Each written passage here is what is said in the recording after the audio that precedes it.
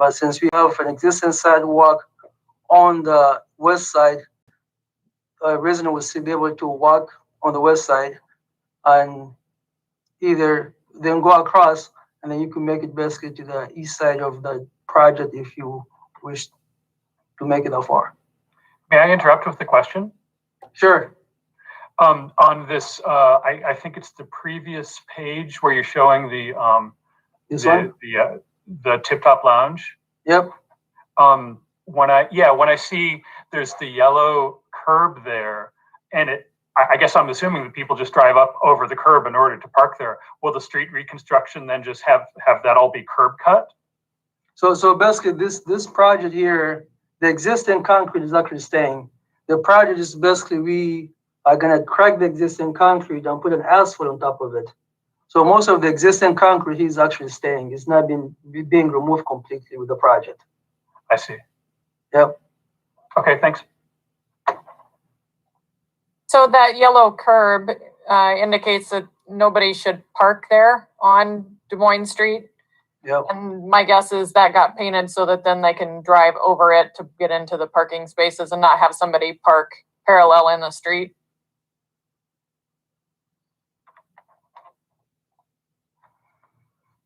So this section here along East 2nd from Des Moines to East Avenue, there are partial existing sidewalk along the north side, and this section here was missing. So with this project, we will extend the sidewalk here to kind of create connectivity and add this piece up here as well.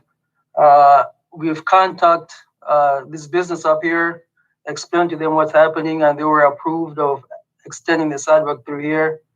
They had no issue. They're aware of that they're going to be responsible of maintaining the sidewalk once it's completed, and they have no problem with it moving forward. Along the south side, here we have multiple business here with the limited spaces to even include sidewalk. So basically having a sidewalk through here is going to basically having a sidewalk along this existing building, which we're not clear with how the foundation looks like. So to avoid impacting the business here, as well as this building here, we figured the best option is not to include sidewalk through here just for not damaging properties during the construction.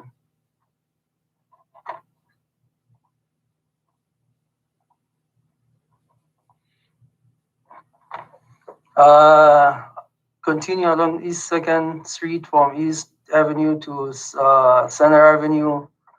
It's like a kind of car dealership up here with the existing steep slope up here.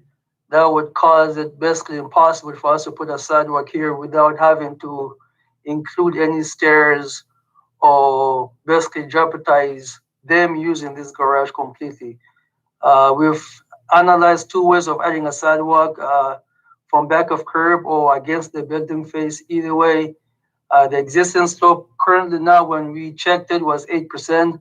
Adding a sidewalk here would increase this existing slope to 23% basically. So during the design phase, we eliminate adding a sidewalk through the stretch to prevent impacting this business up here. Along Center Avenue here, we are going to add a sidewalk on the east end, but not on the west side of the street.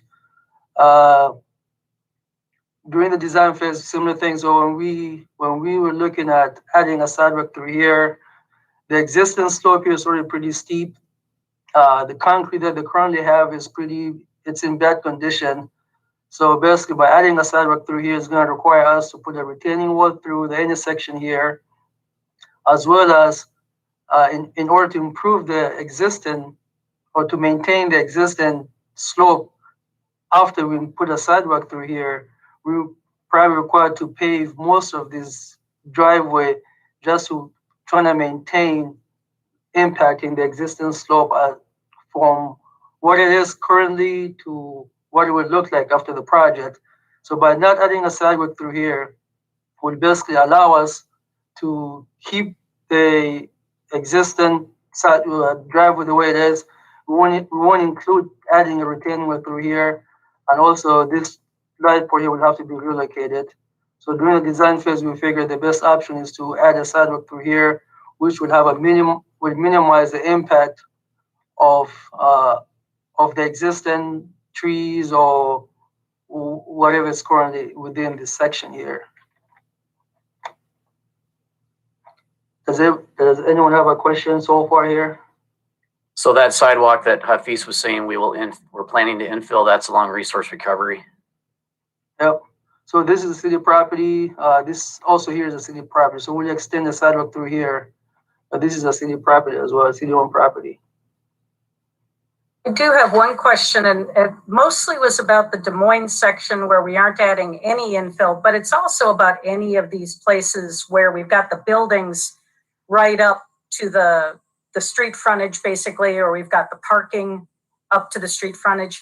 Do we right of way on any of those sections, or is that private property that's running right up to the street? So along Des Moines here, basically the existing, as far as when I looked at the record, our existing right of way actually go to the building face.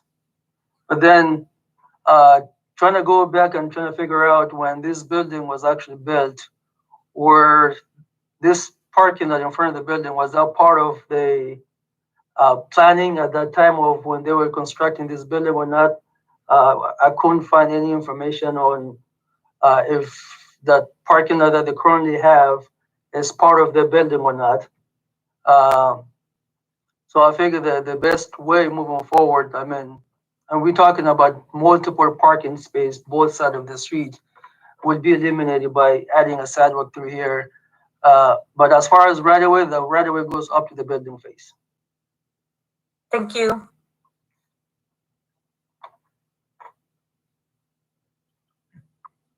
Other questions?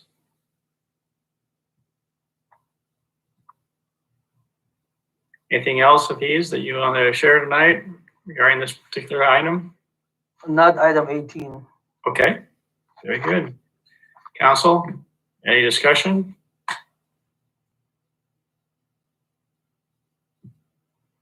All right, Brian, we'll open up public comment on this item.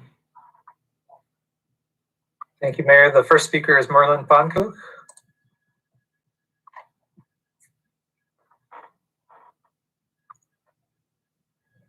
Good evening. I'm Merlin Fonkook, 1424 Kellogg in Ames.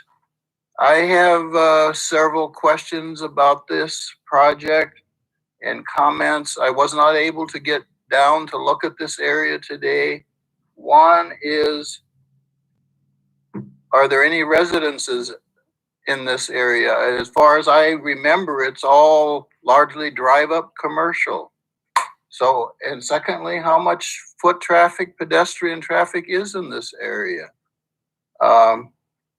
It seems to me that this is not very fiscally responsible to put sidewalks so quickly on this area. Once again, this came out of the blue on the council meeting tonight, and then you want to push it so maybe even you can do the next step by Friday already. Okay. Why don't you ask somebody from the planning and housing department what the complete streets plan actually says? How come nobody's involved in this? How come it's only public works? I see nothing in the complete streets plan that says there should be sidewalk on at least one side of the street.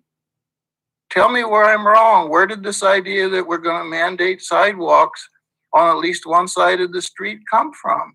That's not in the complete streets plan, so either use it or don't use it. If you want to do infill, then put it on, as I said in my note, put it on the agenda and have a discussion about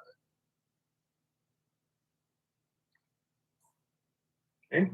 Would there be more bids if you drop sidewalks from this project? I've noticed in the last 2 years that only Manette's, I'm not sure how it's pronounced, has bid on the project when it involves both streets and sidewalk. Now you're probably talking maybe 100,000 here for sidewalk and 2 million for streets.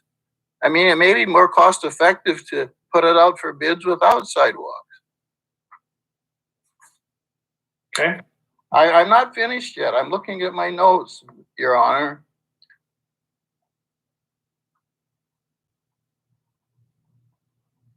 I guess I'm just disappointed at how the city does its business. it comes up with a plan called the Complete Streets Plan, and then it bastardizes it to try to justify this spending, and it's just not in the plan. You know, anybody with any sense would never lock you into a concrete position on a planning document, because there always can be exceptions. So I don't like this idea that you've mandated sidewalks. Where is that policy coming from? In some, I don't think there's enough pedestrians out there to justify sidewalks in this area. Have you looked at complaints? Has there been any pedestrians hit out there? You know, money doesn't grow on trees. I kind of like my money spent for more useful projects. Thank you. Thank you, Merlin.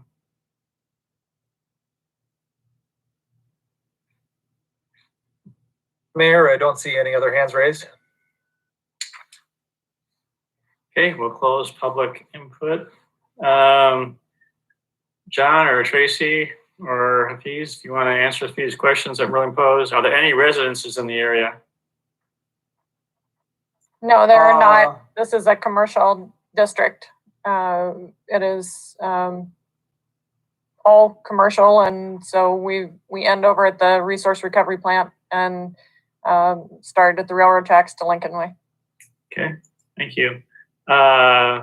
Any way to gauge the amount of foot traffic in that area?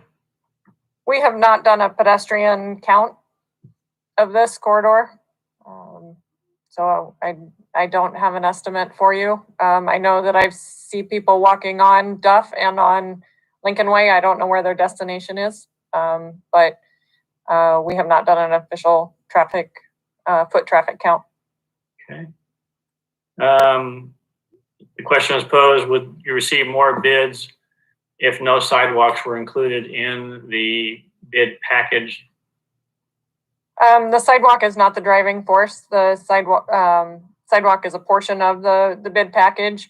The driving force is the material used for the construction or rehabilitation of the street. So as he mentioned, it just happened to be that this is going to be an asphalt.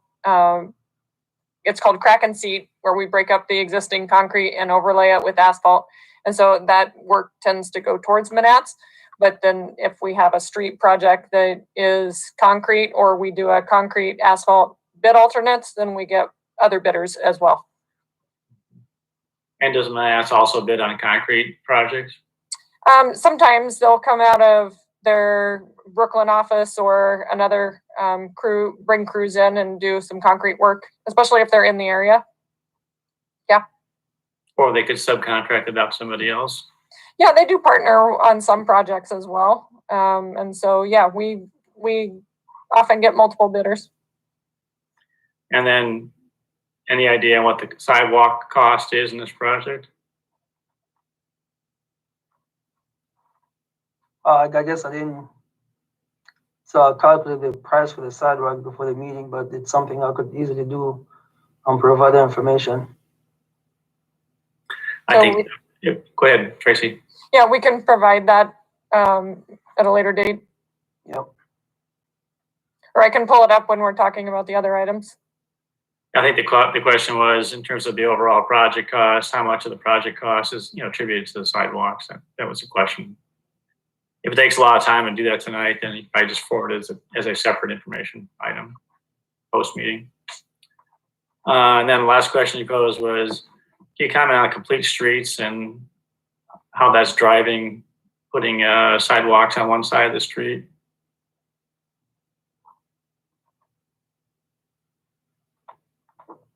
Yeah, so we've continued to look at ways to provide connectivity throughout each of our projects as we've continued to do projects the past several years. Even prior to the Complete Streets Plan, that was something that we've continued to get feedback from residents for throughout the community, and have done several projects in the community, whether it's through shared use paths or bike facilities or the pedestrian sidewalks. And as I look up this cost estimate, if John has anything else to add to that. the complete streets plan? Sure.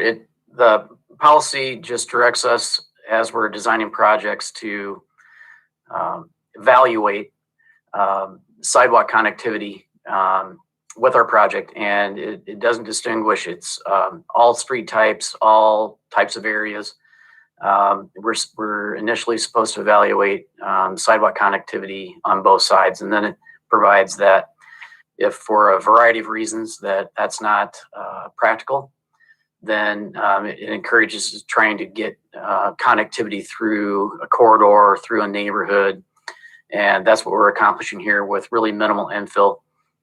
As Hafiz showed, we're just infilling on the story construction parcel, and then infilling in front of just in front of half of the old coal yard, and then in front of resource recovery. And then that does provide a sidewalk connectivity through that neighborhood.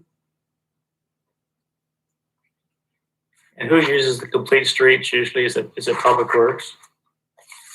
Yeah, as we're designing the projects, yes. It's really a tool for Public Works versus planning and housing. Is that correct? Correct. Okay. Thank you. Council, any further questions for staff discussion before we entertain a motion?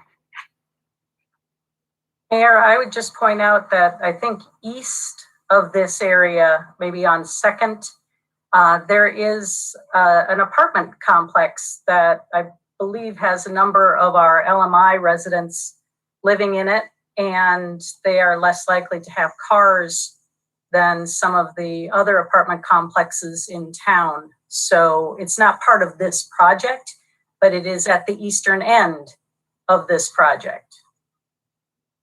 Thank you. All right, entertain a motion directing staff on sidewalk infill for a 2019-2020 concrete pavement improvement program.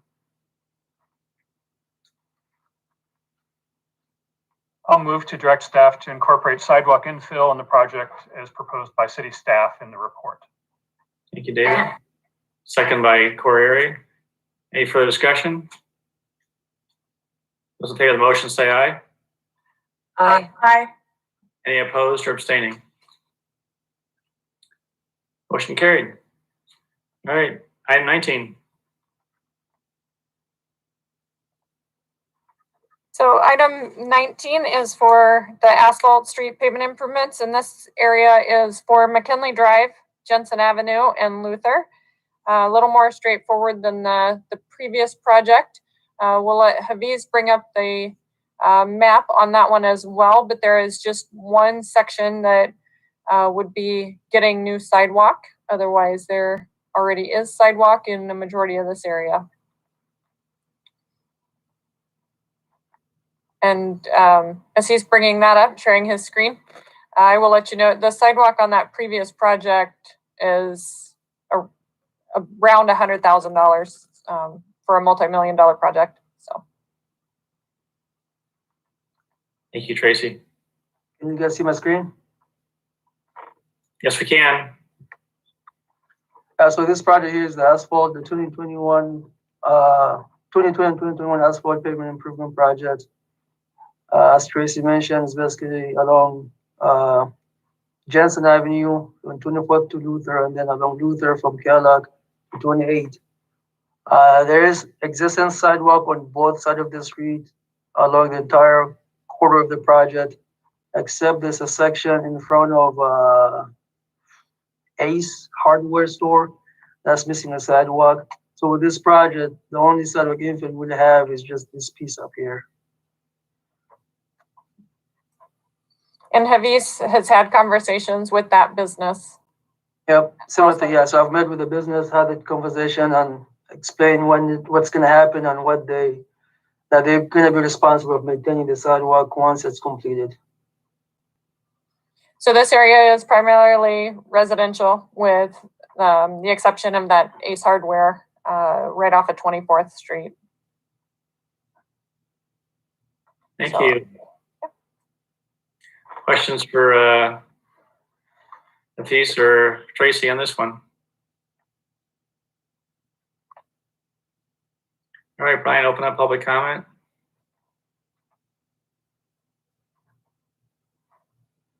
Mayor, I do not see any hands raised. Okay, we'll close public comment. Entertain a motion on resolution approving preliminary plan specifications for 2020-2021 asphalt street pavement improvements, which includes McKinley Drive, Jensen Avenue, Luther Drive, and infilling sidewalk on west side of Jensen Avenue from 24th to 25th Street, and setting April 7th, 2021 as a bid due date and April 13th, 2021 as date of public hearing. So moved. Second. Betcher and B. Hanson, thank you. Roll call. Which, one question. Oh, I'm sorry, Tim. Go If I ahead. could, I apologize, my quality of my sound has gone in and out. And just to clarify, Tracy, so just to clarify, all of the affected property owners have been given notice of tonight's meeting. And have we received any feedback that was adverse to the proposal tonight? For several weeks, we've been getting input from the property owners. Haviz has received a few. We've released videos. We've sent out letters.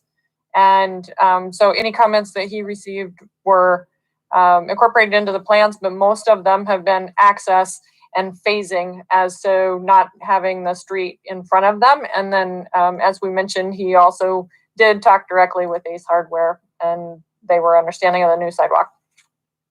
Well, I really appreciate the common sense that underlies this proposal tonight. So our plan is tailored based upon the usage of that property.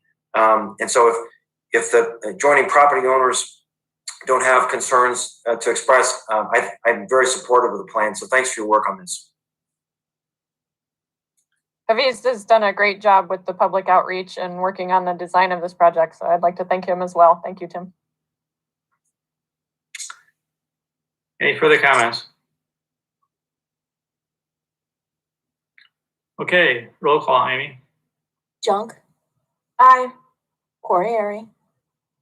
Aye. Martin. Aye. B.D. Hanson. Aye. Betcher. Aye.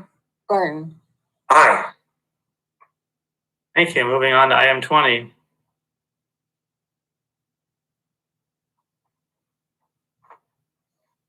So item 20 is, again, preliminary plans and specs, but this one is the 2021 concrete pavement improvements. And this is on 8th Street. So we will be reconstructing 8th Street from Northwestern to Duff Avenue. This is going to be quite the project this year. We've had conversations again with reaching out with letters, and then informational videos and web pages where information is gathered or shared. And Haviz has gotten phone calls and has had conversations. So we'll let him have the stage now. Yeah, so like Tracy mentioned, we've sent letters, I've met with residents, answered calls. Most of the concerns on this project was based on access. No one had issue with the project. They were all in favor of the project. This project basically had sidewalk on both sides of the street from Northwestern all the way to Duff, except one section, which is, if you could see my screen, would be a block from Wilson to Clark Avenue. The section here does not have a sidewalk currently. And then during the design phase, we analyzed it, and there's few issues that we saw here during the design phase that allow us not to include a sidewalk on the south side of the street here. Basically, as you can see in this picture, there's several mature trees that would be impacted by infill of sidewalk along this section here, plus relocating of two light poles as well, or street light poles as well. So during the design phase, we basically eliminated not adding a sidewalk on this section due to the impact that would cause along this one block here.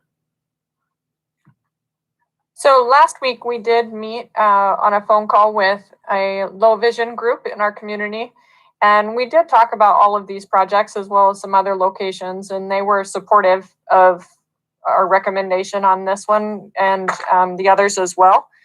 So Tim and you asking, we've reached out to both the neighborhood as well as that low vision group who does walk around the community. Questions for staff? Hafiz or Tracy, do we know what the condition of the sidewalk on the north side of 8th Street is? I haven't walked there in a couple of years now, but I have recollections that some of those sections were not that good. And I'm wondering if this is an opportunity for outreach to the owners of that section of sidewalk, if it needs to be updated and repaired. We can sure take a look as we've done our cursory review. There's nothing that really stood out to us as large faults, but we can take a look and then follow up with those property owners if there is anything through that corridor. Sure. Okay, Brian, we'll open up public comment on this one also. Here, I do not see any hands raised. Okay, we'll close public input. Council, further questions or comments before you entertain a motion? Hearing none, entertain a motion on resolution approving preliminary plan specifications for the 2021 concrete pavement improvements, which include 8th Street from Northwestern to Duff, without the additional sidewalk infill on the south side of 8th Street from Wilson Avenue to Clark Avenue, setting April 7th, 2021 as a bid due date and April 13th, 2021 as date of public hearing. So moved. So moved. Moved by Betcher, seconded by Garten. Thank you. Any further discussion? Roll call, please. Moriarty, Aye. Martin. Aye. Beatty Hansen, Aye. Betcher, Aye. Garten, Aye. Junk. Aye. Okay. Hafiz and Tracy and John, thank you very much. Thank you. Thank Great you. work, and thank you again, as Tim indicated, thank you for reaching out to our residents and property owners and getting feedback. That's an important part, and council, that's a high priority and a goal of council as well too. So thank you. All right, moving on to item number 21, resolution approving minor land use policy plan amendment.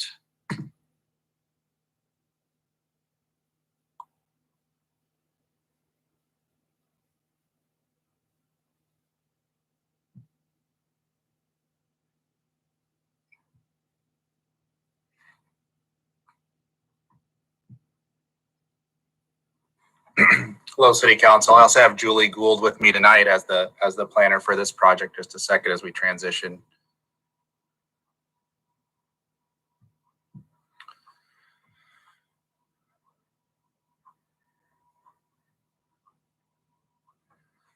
I don't know if Julie's been moved over yet at this second.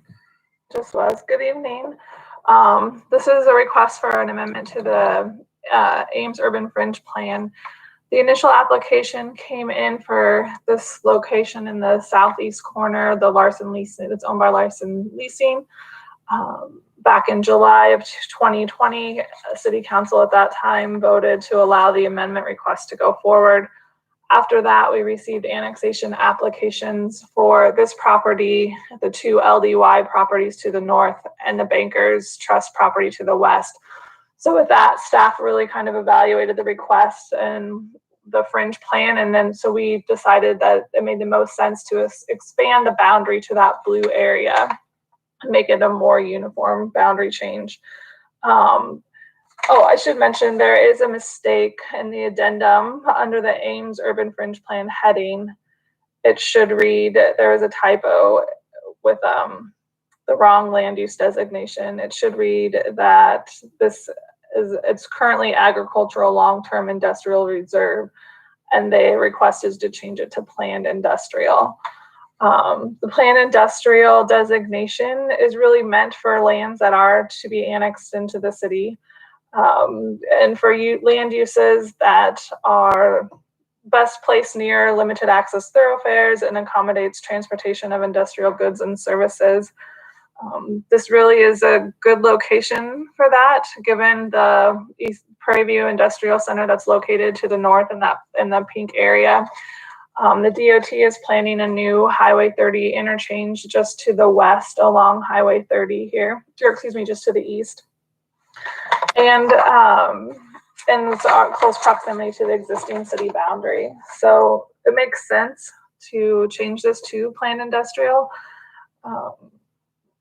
Land use map changes examine the suitability of infrastructure such as sewer and water and storm drainage. There's no changes proposed to any of these properties or land uses at this time. So there's the Larson leasing site operates on rural water, so it will maintain that. There should be no immediate impact to the existing residences on 580th Avenue either, since nothing's changing. The site currently isn't being used, but the point of changing this land use designation and the accompanying annexation is to be able to reuse this property. Planning and Zoning Commission voted to recommend approval. That's already been to the Story County Board of Supervisors for approval, and it will go to Gilbert on a future agenda for approval as well. So with that, I can answer any questions that you might have. Thank you, Julie. Council, questions? Mr. Mayor, I just want to note that although Gilbert has been notified of it, we do not have to wait for their approval to proceed with the annexation going to the state and the city development board, because it really is an annexation, or I'm sorry, not an annexation, but it is a change that doesn't directly affect Gilbert. So we have sent it to him as a courtesy, but we will move forward if you move forward with the annexation without waiting for their decision. The annexation is later on this evening, right? Correct. It's under hearings. Right. All right. Brian, we'll open up public comment. Anyone wish to address council on this particular item?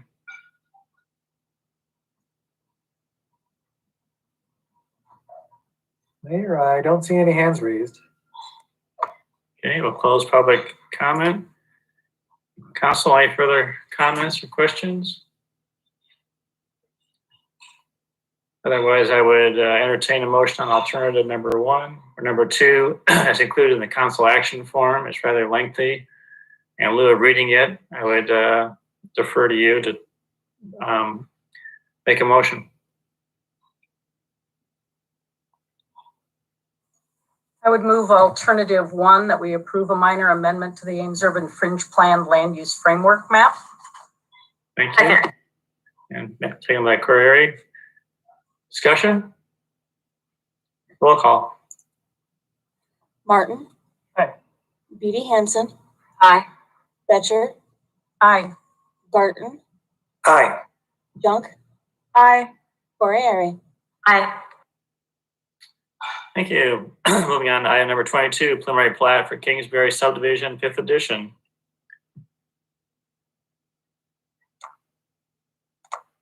Yeah, Mr. Mayor, Justin Moore is the planner. He is available for questions on this plat if you have questions. Any questions for Justin on this item?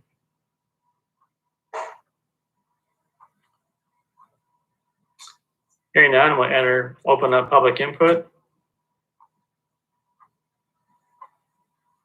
Mayor, I do not see any hands raised. All right. We'll close public input. Council, any other questions or comments? Does anyone remember, was this the one that we got the email from Jim Gregory about? I think it is. Yeah, he had a question. I thought I might see it. So the question was, is there any, oh, and maybe this is more about just on South Third in general, but his question was if there's any plan to extend the South Third on-street bike facility east of South Duff to Cherry Avenue, then north on Cherry Avenue to East Lincoln Way. He thought it was part of the long-range bicycle plan, but he couldn't find it, and so emailed that question. I would say we'd have to follow up separately. I'm not familiar with the bike plan in this area since there was Okay. no street extension planned with it. So it'd be a city project to do the on-street bike lane. So we'd have to go back and talk to Damien about that. I'll just forward that email to Steve and he can distribute it. Okay. Perfect. Thank you. But even so, we would generally expect that if there's a bike facility on Southeast 3rd Street, and then through the planning process, the street was extended, and then the city built a Cherry Street extension that intersected with it, we would expect to see bicycle accommodation through those extended streets, shouldn't we? But I think that's part of the complete streets plan. So we would look at the type of street that we're building, and then we would evaluate what the bike facility needs are along with the pedestrian needs. And then you would see a proposal from Public Works about on-street or a shared use path, or whether none was required because of the street type. Thanks.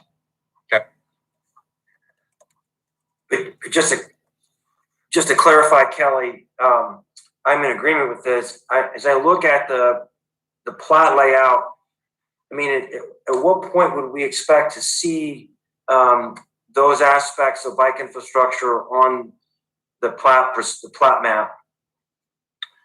You wouldn't, because we don't have a bike lane standard in the subdivision code.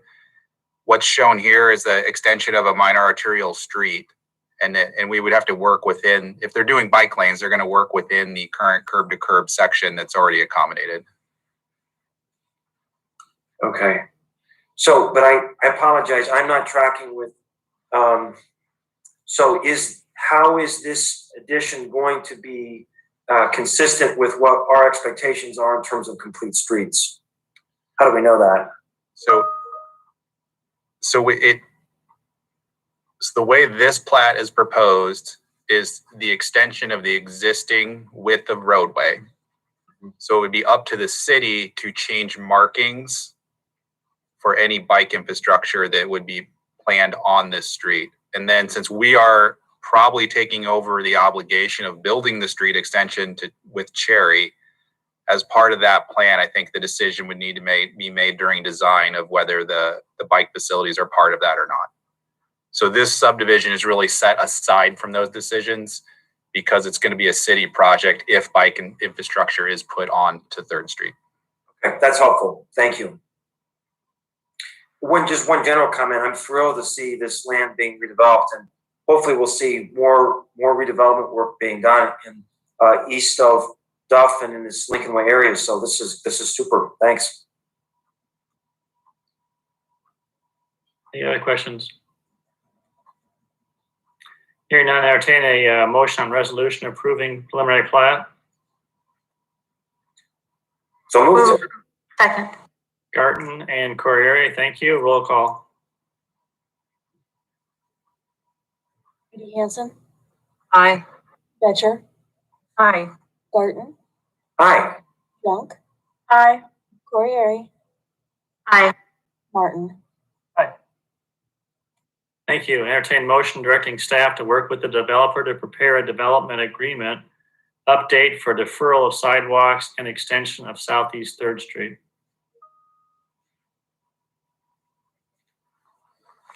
So moved. Betcher, thank you. Second. Garten, thank you. Those in favor of the motion, please say aye. Aye. Aye. Any opposed or abstaining? Motion carried. Thank you. Moving on to item 23, resolution approving preliminary plat for Quarry Estates subdivision, 5th edition at 1899 Hyde Avenue.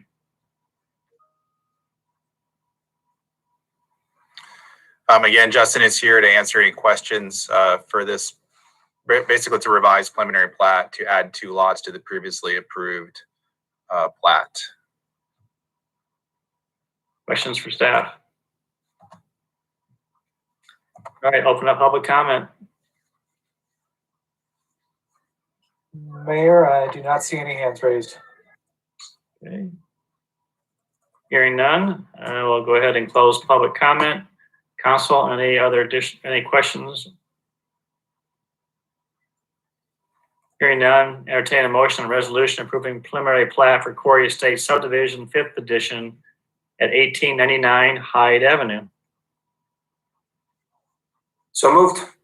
Second. Garten, and was that Gloria? Yeah. All right, Betcher, thank you. Roll call, please. Betcher, Aye. Barton, Aye. Drunk, Aye.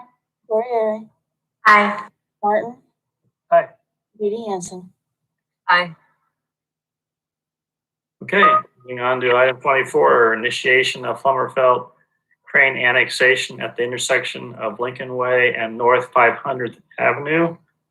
And Kelly, before we get started, would you just review,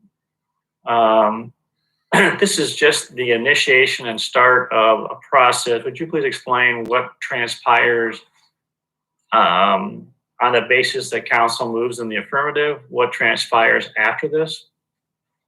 Right. So tonight, as the initiation step, what you're actually acting as is a gatekeeper to start a process that includes notification to multiple governmental entities. It includes notification to affected property owners, and there's public hearings with the Planning and Zoning Commission, and then returning eventually back to the City Council. All of that has prescribed timelines under Iowa statute, and it probably takes about, I'm going to guess it's about at least a 3-month process before we'll be back to the City Council for a public hearing. And then during that time, we'll be receiving comments from those that are affected or interested. And you can see we have some comments on if this moves ahead that we need to address with the developer as well. And those issues would come back to the City Council with that public hearing. And then because it would need to proceed as an 80-20 annexation, which we can describe more with the project, it does have to go to the City Development Board, the state as well, before it can be finalized. Okay. As you probably are aware, the council did receive a number of comments regarding this, and I think they can be forwarded on to you, but tonight council is not voting to annex. This is just the start of initiation of that process, correct? Correct. Okay. All right. So with that, I'm going to hand it over to Eloise. She's the planner. I'll put up the location map for this, and then we'll walk through the issues related to this request.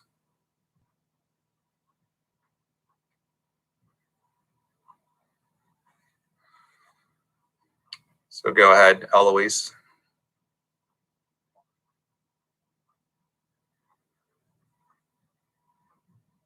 We're not hearing you, Eloise. Kelly, I don't see that Eloise is on the meeting. She was a second ago. Yeah, she was a minute ago. She's listed as a co-host, Brian.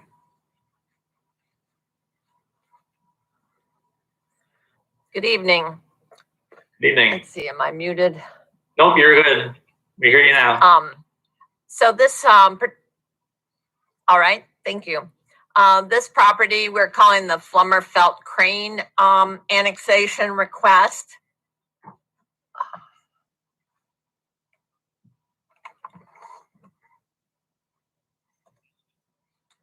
I think you can hear me now. Yeah, we can hear you, Eloise. Okay, great. Sorry about that. So this is for the Plummerfelt Crane properties.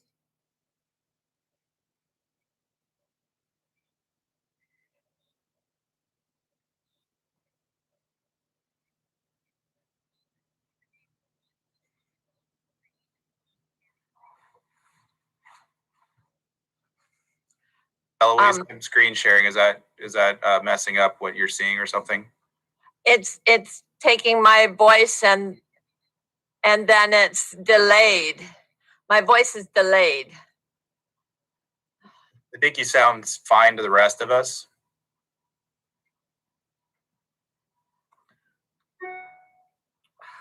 Just a second, having a problem with my.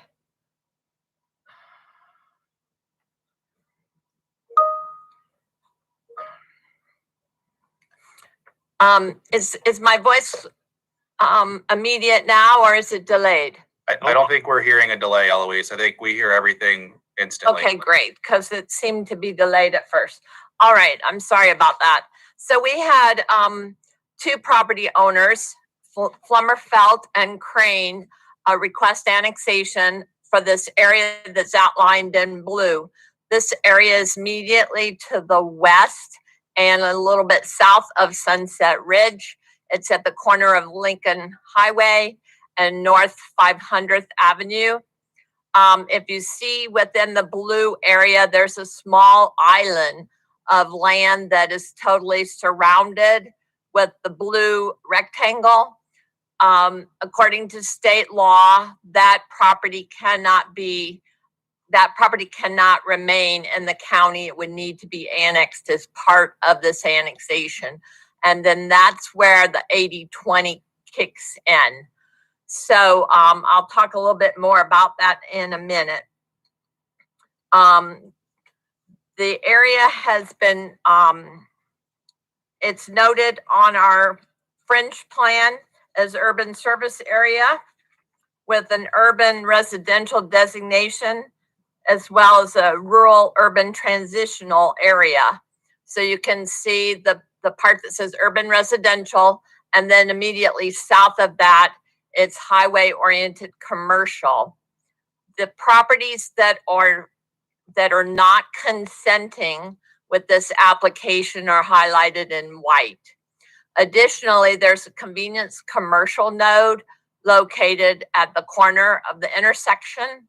And so with all of that being said, the property can develop as residential as long as there is a 3 to 5 acre piece that would support commercial that would probably be located close to that corner or at that corner. The properties that are not consenting, other than the island, would be able to remain if the council chooses to allow them to stay in the county, because they would not create an island. But in order to square up the boundaries of the city, to have efficiency in the servicing of the properties with infrastructure and so forth, we do recommend that those properties would be included as part of an 80-20 annexation. Either alternative would be an 80-20 annexation. It would just be a question as to whether it would just include the island or if it would possibly include the other 3 properties as well.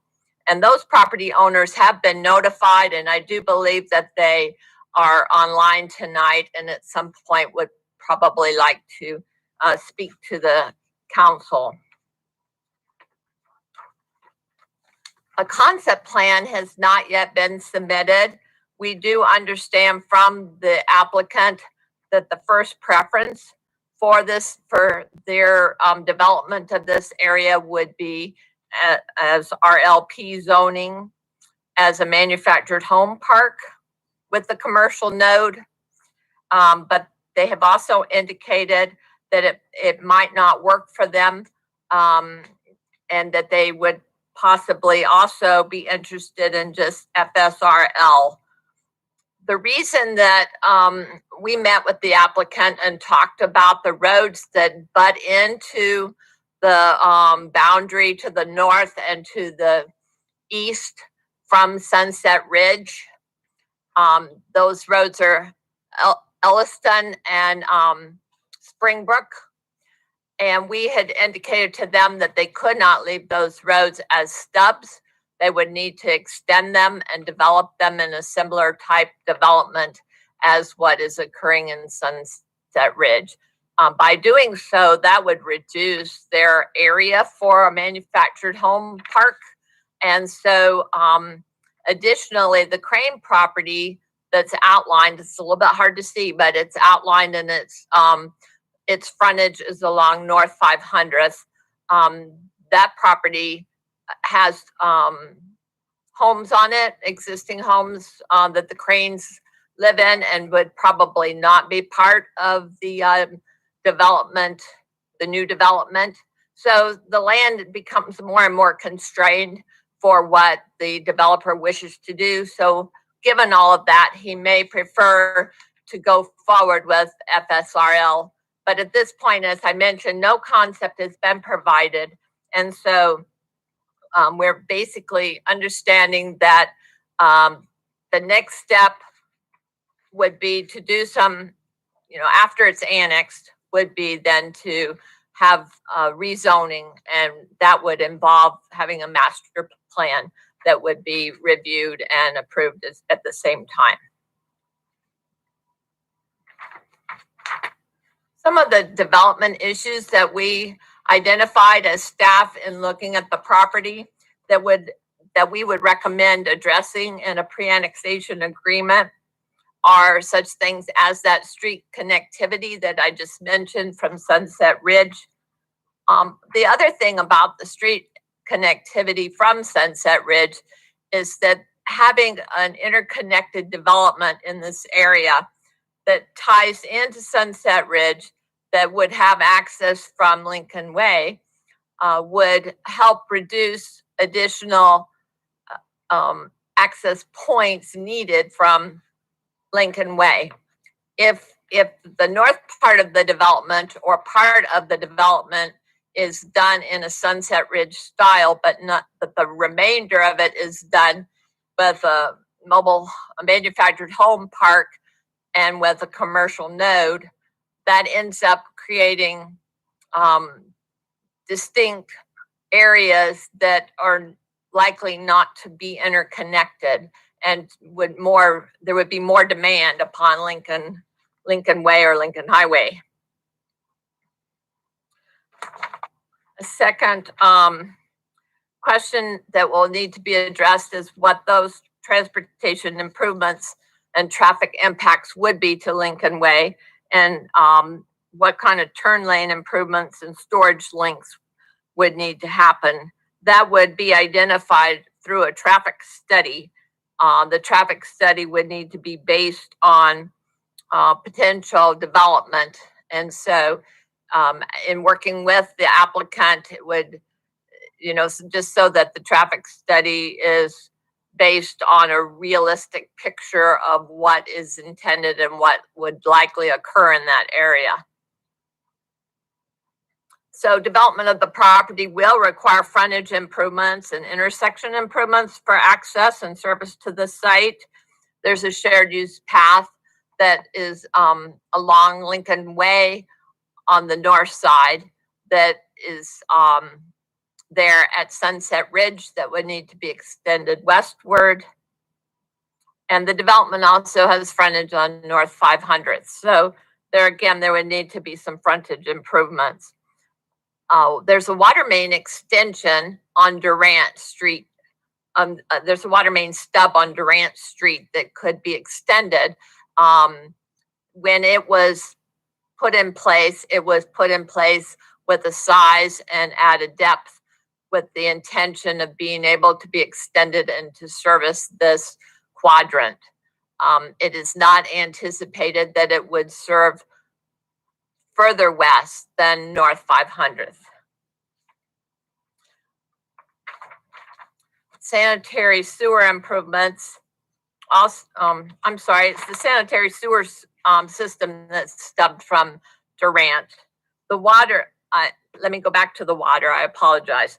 The water main is in Lincoln Highway. It's a 12-inch water main. It would need to be extended westward. Right now it ends at the city boundary. So it would need to be extended westward toward North 500th, but that's anticipated to be done. It would also need to create a continuous loop with Sunset Ridge. So it's anticipated that at North 500th, it would go up North 500th to connect into Sunset Ridge, into their water line, creating a loop system. Eventually, the system will extend all the way to Ontario Street and then southward to the water tower on South 500th Avenue. The timing of the extensions would be discussed with the rezoning and the subdivision. So as I mentioned, sanitary sewer is at Durant, and the depth of that main is such that it can service this entire quadrant. Stormwater improvements. This site has a high ridge. Well, I wouldn't say it's a ridge, but there's a ridge line that goes diagonally across the site, a topo line that causes the northern part of the site to go to the northeast and the southern part of the site to be collected on the property, but that is part of a drainage district to the south. It's probably one of the issues that will need to be looked at further because right now the property doesn't drain particularly well. And with the site being bisected by two different drainage basins, it's just something that the developer would need to make sure that it's properly addressed in the subdivision plans once they get to that point. But we would need to address some of it in the pre-annexation agreement. Right now, the property in the county had received there was at one point a plat that was done for previous mobile home park. So the property would need to be replatted and combined. And then later it would be divided up into the new lots as part of the subdivision. So the first step, if the council wants to proceed, is with the city council to accept the petitions and determine if all four remaining properties on the north side of Lincoln Highway should be included in the 80-20 annexation or only the one island property. And so we have our recommendation to you is alternative one, which is that the entire area would be annexed in. This would be subject to receiving waivers of withdrawal from the two consenting property owners, and then meeting with township trustees and county supervisors with the housing department staff as the representative in that consultation. Also to direct staff to negotiate a pre-annexation agreement to address issues of requiring a traffic study prior to rezoning, extension of water lines at the time of development consistent with the city's master plan, address the extension of stub streets from Sunset Ridge subdivision, and restrict development on previously platted county lots. With that, I will entertain any questions that you might have. Thank you, Eloise. Questions? Eloise, could you give us a bit of background on the property, the Crestmore Mobile Home Park? That's currently, am I correct, in one of the areas it's a non-consenting property owner? Is that correct? That's correct. The mobile home park that was previous there is no longer there. So the property is vacant except for, I believe, 2 residential structures. And have all of the mobile homes been removed? Yes. Okay, thank you. You bet. Other questions? Yeah, we have those non-consenting properties that are, if we don't include those that are not the island, there's the potential to bring those in should we annex the Wolf Belitzos property in the future. But is leaving that kind of jagged edge something that the City Development Board is likely to look at and be concerned about? I know they will look at it, and it would make sense to square it up, especially given our, this is a tier 1 area in our Ames Plan 2040. So it's pretty inevitable that we will be growing to the west, and it makes sense that as we're planning the infrastructure and so forth, whether it's the water line extension on Lincoln Way or the developer's extension to sanitary sewer and so forth, that those properties can then be served by city infrastructure. Thank you. I have a question. I understand that there's potentially a rental home in the scope of the annexation. depending on how we draw it. So what happens with respect to letters of compliance when we bring someone into the city like that suddenly? Is it sort of like a potentially non-conforming situation, or how does that all get resolved? I think they would be subject to our rules, and they would need to apply for a rental permit.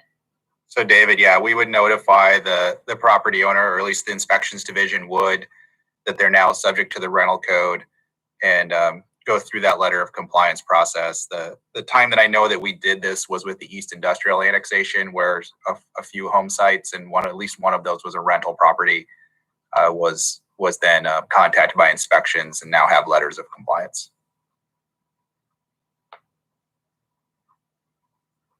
Other questions? Yeah, another question. It's clear that the owner, based on your comments, Eloise, and from the staff report, it's clear that the owner understands that the zoning is a subsequent decision, and that there might be constraints that make the idea of a manufactured home community less desirable there. So, anyway, another zoning outcome might be what happens, right? There's no guarantee that annexation leads to a particular zoning idea. My question, though, is do we have any policy under our current land use plan or something that's in the works for the comprehensive plan that specifically addresses manufactured home communities as opposed to other type of housing? Or is it just sort of more generally in the mix and not being called out in any particular way? David, are you asking if we have any goals surrounding the RLP zoning district use? I mean, that's our current zoning designation. I understand that. Right. I mean, do we have like a theory as to whether this sort of housing product should be included and therefore like gets its own category, or it should just be included as a possibility without being its own category, or anything like that going into the comprehensive plan? So definitely in the current LUPP, it is just a zone that someone may apply for in different areas of the city. In Ames Plan 2040, we didn't identify the particular product type as a category of housing that we identified a mix of units for. We really just talked about total build out at different densities, and then also kind of the income levels of different households and what kind of the splits or categories were between ownership and rental related to those income levels and the total housing produced. So we didn't necessarily talk about this as a specific use as a building type. But so there's nothing that comes to mind that says that we're intentionally trying to include it or exclude it. It just sort of falls in the mix with other types of things. Yes. Okay, thanks. Any other questions for staff?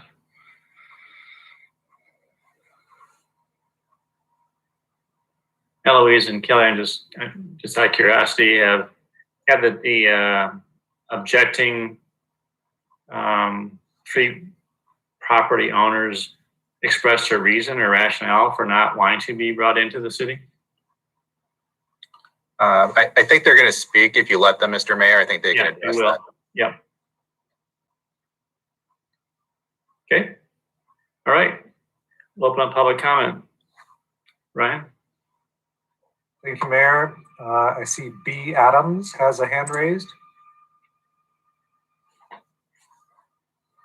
If you would please introduce yourself, your address, and if you could endeavor to limit your comments to 3 to 5 minutes, it'd be greatly appreciated. Yes, this is instead of B. Adams, there's a group of us here, or not a group, but a few of us anyway. I'll be speaking first. My name is Brant Lemire, 5333 Tabor Drive, Ames. That's in the Sunset Ridge development just north of the what we were just talking of there. And also 5615 West Lincoln Way, the property that we addressed here. So yeah, that's can you hear me all right, everybody? Brian, is this okay? Yes, please. Go okay. ahead. I just and at the end, if I forget, we might raise our hand again for the other group, other party here. If I forget that later. So yeah. I misunderstood what you meant. What you meant there. When I'm done speaking, we might raise our hand again for the other party, if you will. Okay, or you may go ahead and just, we'll let you go ahead and continue after you're done talking. Okay, well, we'll see how it goes. We might want to regroup. Anyway, back in February 25th of last year, 2020, I presented, I came on a public forum that day on a council meeting. And it was kind of a similar situation that we have today. I'll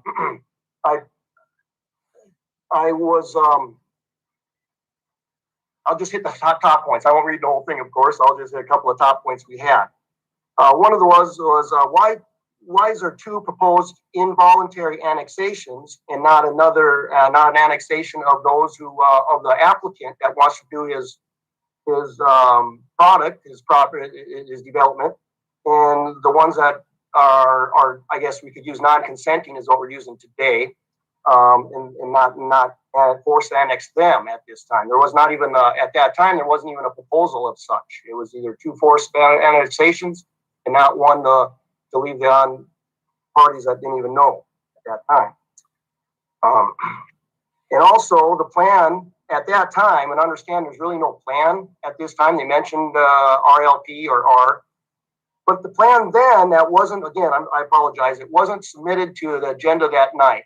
The reason I knew about this is I talked with staff prior and I came on public forum. So this is all hypothetical at that time, but so Brad, can you're up for a second? I don't think the council is going to understand what you're talking about.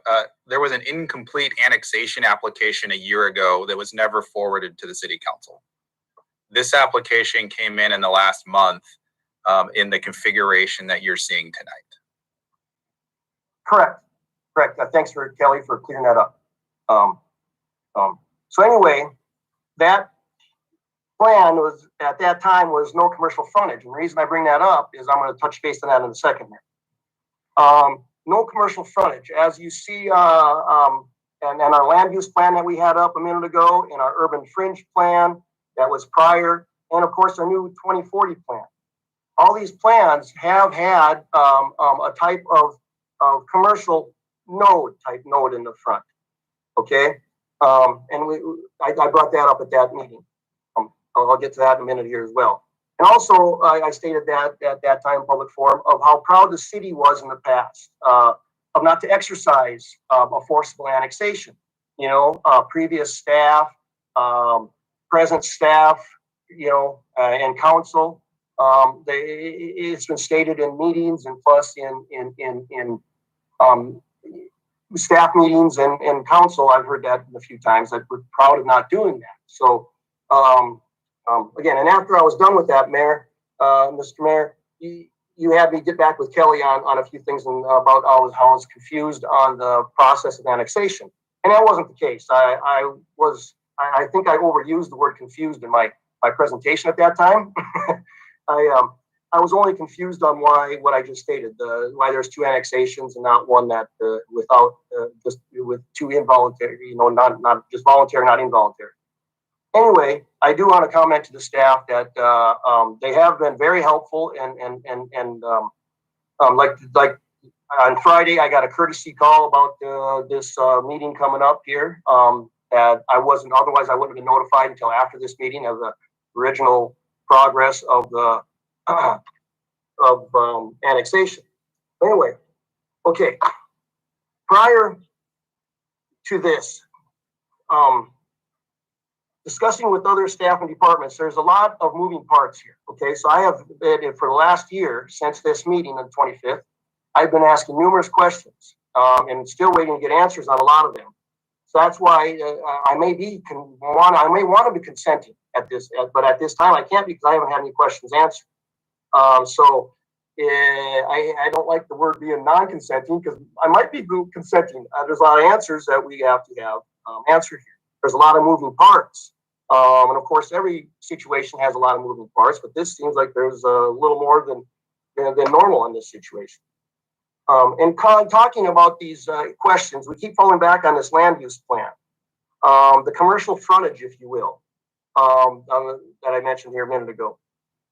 If we draw imaginary lines, so to speak, has been done past conversations I've seen, on those townhomes, on the Sunset Ridge, I would call it kind of like the north corridor of Lincoln Way, kind of from the Sunset Ridge townhome development going westerly right across. At one time, it was usually the whole area was kind of the commercial type property. And then it was brought down to 10 acres and now it's looks like 3 to 5 listed in there just on the corner. We're going to concentrate in the corner.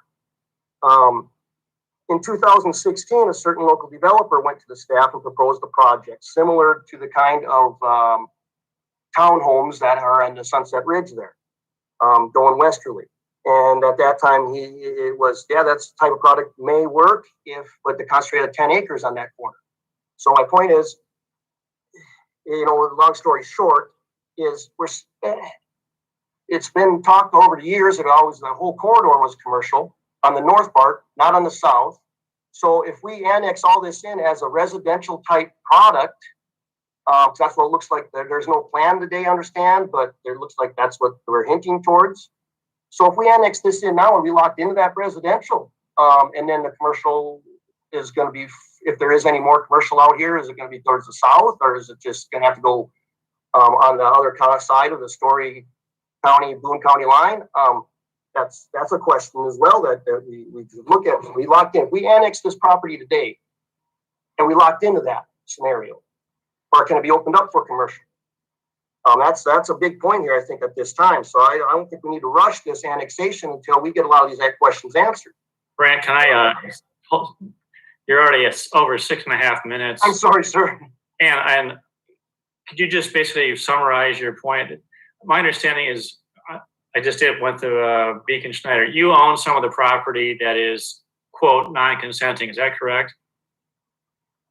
Yes. Again, non-consenting at this time. Yes. Right. So would it be the largest white block shown there? And which blocks are you talking about? It would be the two largest in the center and that little island piece to the west. Yeah, correct. Just what you have arrows on. Okay. And so I guess to summarize, as we talked about, and that's why I asked the question to begin with before staff started, is this is just starting the initiation. There's a lot of questions that need to be answered, a lot of process to go through. And just because council, if they would move to start the initiation, there's a lot of the things I think you're talking about that could be addressed. But I guess in summary, are you saying you're not sure if you're in favor or against it at this point in time?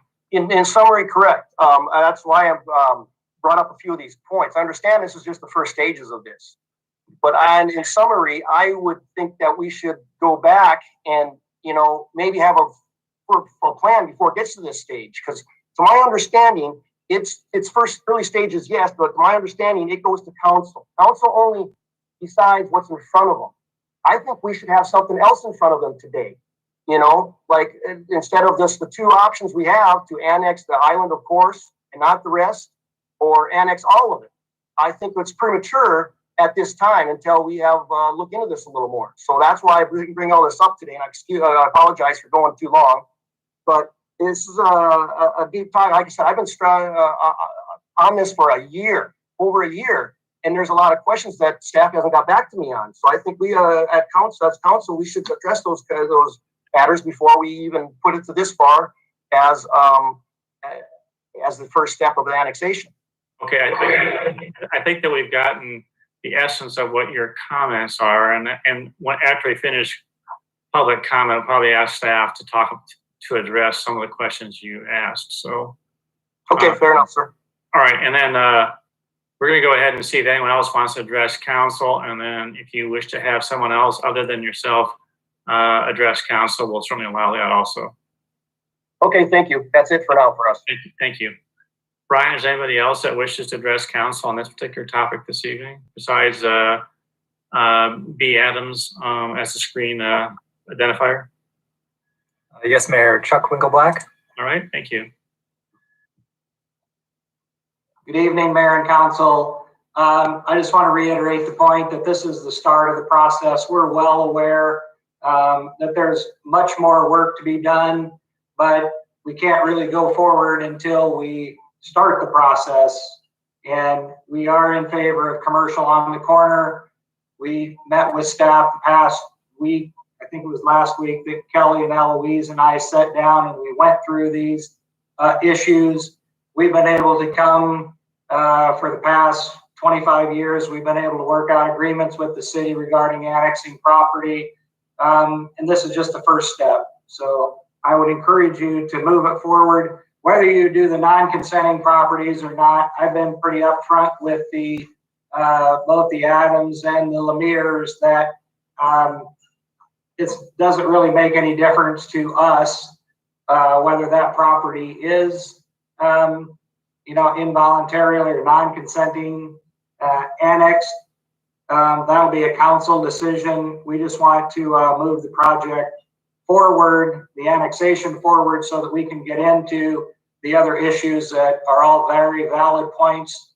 It just takes some more work, and we can't do that if the property's not in the city. We can't move those plans and concepts forward. And completely understand 100% that zoning, there's nothing guaranteed about zoning by state statute.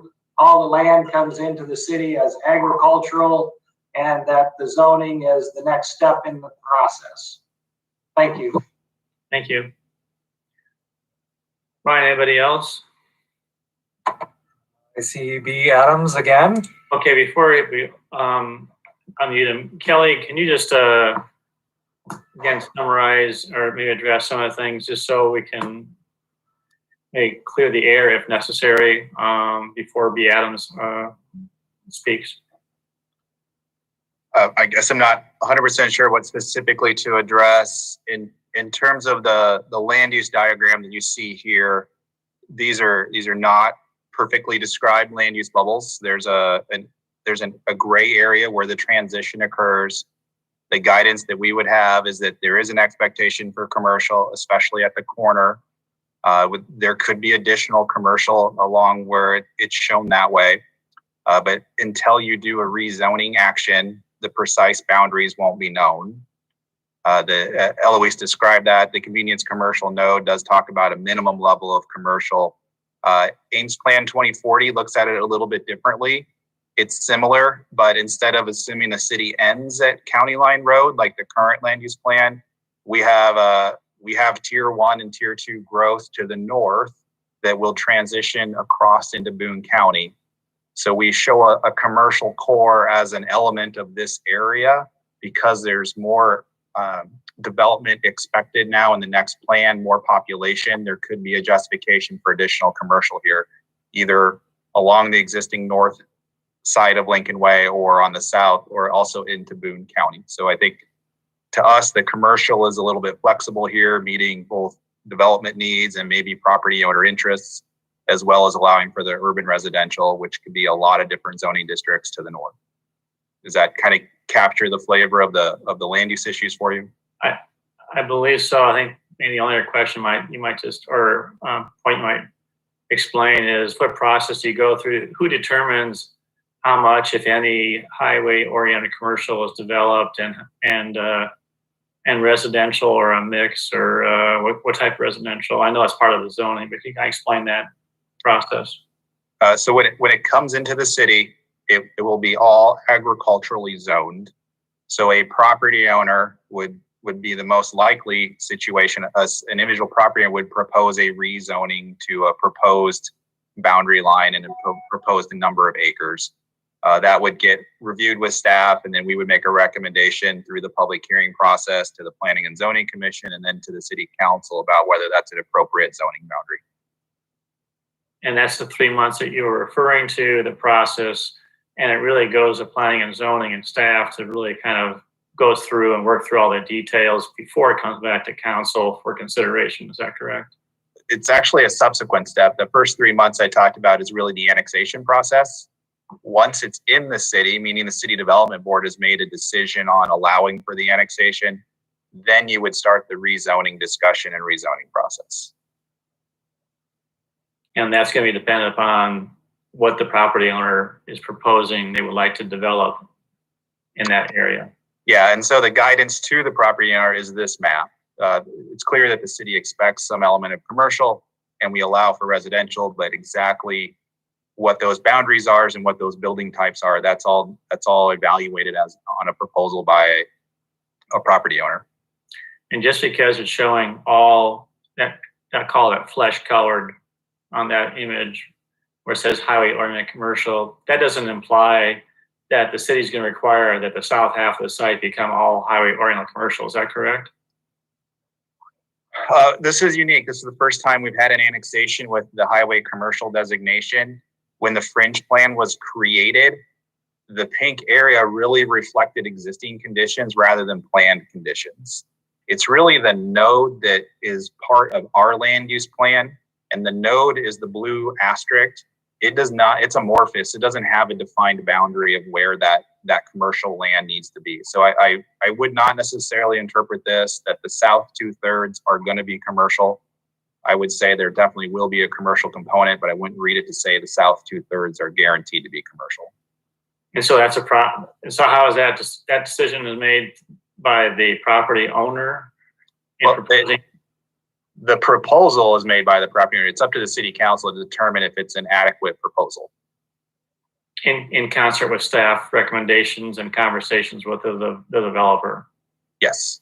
I guess I was trying to get at is that this is an ongoing conversation with multiple parties being in the discussion, and just because it's shown as being flesh does not mean that the south half or 2/3 of the property is going to be commercial. It may be, but it may not be. Is that correct? Yes. Okay. Thank you. I think it was helpful. All right, Brian.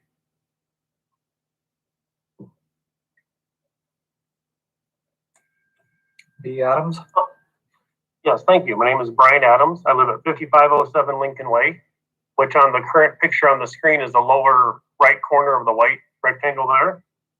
And I'd like to thank Brant Lamore for telling me about this meeting because it was the only way I knew that we were on an agenda item here.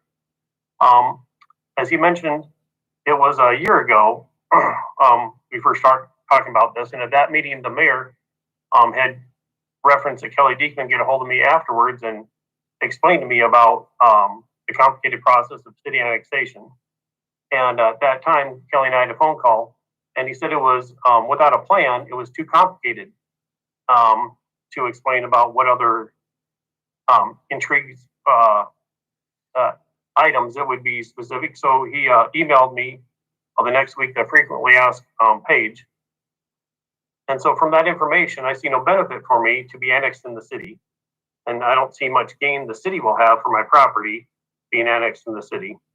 And as long as the across the street from me is not annexed yet, then I'm not an island. And so then I should be allowed to stay with the county. There's other references along the city over here on the north side of Lincoln Way, about a half mile east. It also proves that the city does not forcibly annex people because there's property over there that's been there for a long time and they have not been forced in yet. So thank you for today.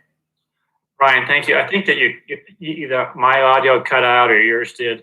You say you do not see any benefit to being annexed, or you do see benefit to being annexed in? No benefit. Nothing was explained to me that would help me out or be a benefit to my property. So I do. No. Okay, thank you. I appreciate the clarification. Okay, Ryan Phillips, is there anybody else? Yes, Ryan Doyle. Hi there. Ryan Doyle, 5620 Allerton Drive. I'm a property owner that abuts this property being discussed today, and I understand that this discussion is not for the actual rezoning of this land to something else. It's just for the annexation. But as an abutting property owner, just wanted to make my voice heard and say that this has moved the property owners Flummerfelt. We've just been very concerned about their operations. When they purchased the property, they within a week started operations to cut down over 300 trees on that property.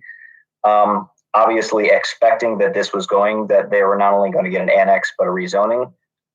There's the only way, again, as was mentioned by another public comment, luckily we made our voice known to Councilman Martin that we were very interested in this, and he did a great job of letting us know that this was coming up for discussion. But there was no discussion at all by the Flummerfeld organization with any of the neighboring property owners. I don't know that they were obligated to, but we had a concern about the lack of transparency. And reading the city council action form, one thing I'd just like to go on record as saying is if this does move forward, we'd really like to urge the city to kind of follow what was in the city council action form and try and make sure there's hard things on paper agreements to make sure that if this does move forward with getting rezoned, we have a lot of concerns about potential rezoning, especially what they intend to rezone this to.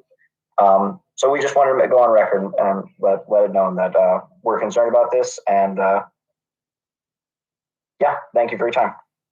Ryan, before you go, you said you have some concerns about the intent. Could you help us understand what your concerns are with regards to the intent?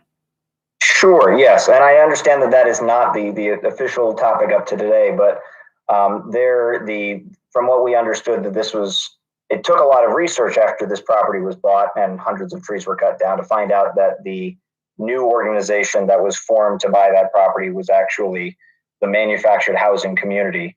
And as abutting property owners, we would not want to endorse that sort of residential model just because of what a host of reasons, not the least of which is it doesn't do anything to encourage single, family property owned homes.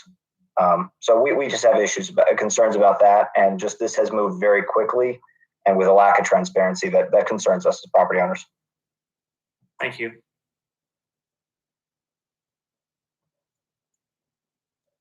The next speaker is Loris Olson.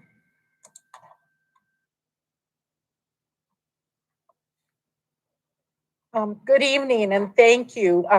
I'm calling in. I had not decided whether I was going to speak or not, but when Mr. Doyle spoke, that's when I raised my hand. All of you know I'm a former Story County supervisor, now retired, and you all know that I've been a pretty vocal advocate for a variety of housing in the community, and especially for housing for those people who cannot afford to buy a $225,000 or higher home. So I would like to remind everybody tonight that single family residential also does, as far as the individual families involved, includes mobile homes. They are single family housing. There are a lot of reasons that some people elect for manufactured housing, and some of it is affordability, but certainly we're not talking about probably this property, if it goes all the way through into zoning into a mobile home park, we're not going to be talking about very, very low income, because I believe Mr. Flummerfeld, the new properties that he sells are in the 70,000 plus range, most of them anymore. And so I would like everyone to remember that going forward.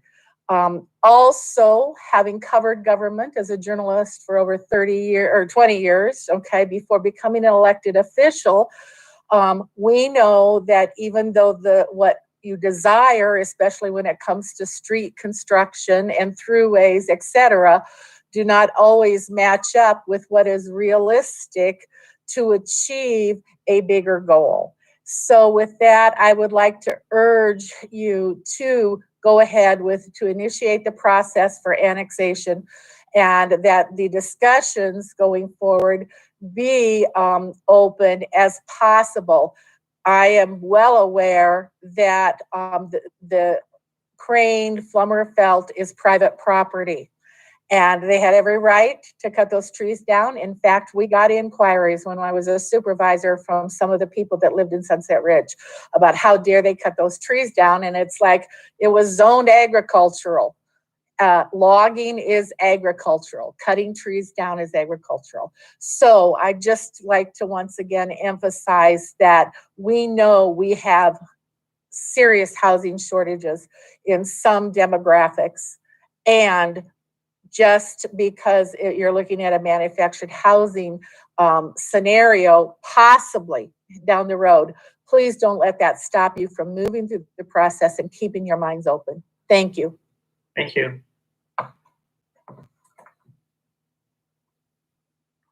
Mayor, I do not see any more hands raised.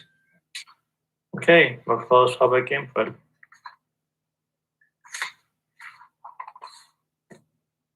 Kelly, any further comments that you wish to make in result of public input, or? I do not. I think alternative one is our recommendation. I think it fits the intent of state law about having uniform boundaries. I think we've pointed out that Lincoln Way is already a city right of way here. It's not a county right of way or a DOT right of way. So it is a street the city is already maintaining.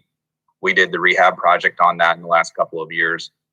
It seems to fit exactly how we're intending to do annexations. You have a kind of a jigsaw puzzle of jurisdiction if we don't move forward with the 80/20.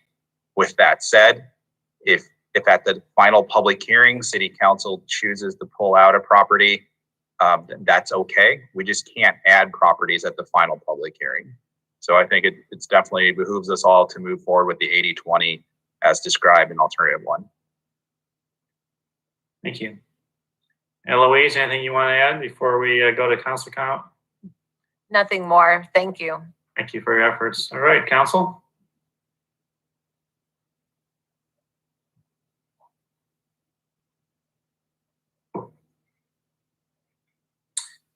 I'll move alternatives 1A and B. That's to initiate the annexation for the properties, including the non-consenting properties. Second. All right, moved by Martin, second by B.D. Hanson. Discussion. Just a couple comments. I think given our tier 1 designation for the nearby area, this is, I think, absolutely the right approach is that we need to start looking at what all of the combinations reasonably are here with an attitude towards making it part of Ames. And I think this is the first step to doing that. And so that's why I made the motion. I would echo David's comments. My only thought is I wish we could have annexed this many years ago. This is a property that had a mobile home court there that was as poor of condition as I've ever seen a mobile home court. And a lot has been written. I don't need to rehash that. But I wish the city would have had this property within our city boundaries. And I think the discussion tonight about the role of mobile homes is in some ways a good foretaste for some conversations we need to have about manufactured housing. Over the last 10 years, Ames has had several mobile home courts be lost to redevelopment, and that happens. The problem is that when those properties were redeveloped, the people who lived in those mobile homes had nowhere to go within the city of Ames, or even close. And so those people were oftentimes left to in a very difficult spot trying to find a place to live. And so I do believe that we need to have a component of manufactured housing as a possibility. When you look at communities like Ankeny, they have a very strong presence of this that provides an important segment of housing. Mr. Flummerfeld has done a fine job with his the facilities that he manages. But I look forward to having a robust conversation about the role that, and not necessarily staking out ground that it has to be here, but I do think it's part of a healthy housing structure to have different levels of housing. So I'm fully supportive of David's motion. Thank you. Other comments? I think we've been hearing the term mobile home and manufactured housing being used interchangeably. Kelly, could you make the distinction or clarify that? Because I think that there may be a misconception on what's being proposed. Yeah, a mobile home is a term that I believe no longer applies because they can't exist any longer. It applies to trailers that don't meet a HUD standard of housing that I think in 1976 was changed. So the old idea of a mobile home, really a trailer on wheels that kind of gets plopped down, is not what we're talking about.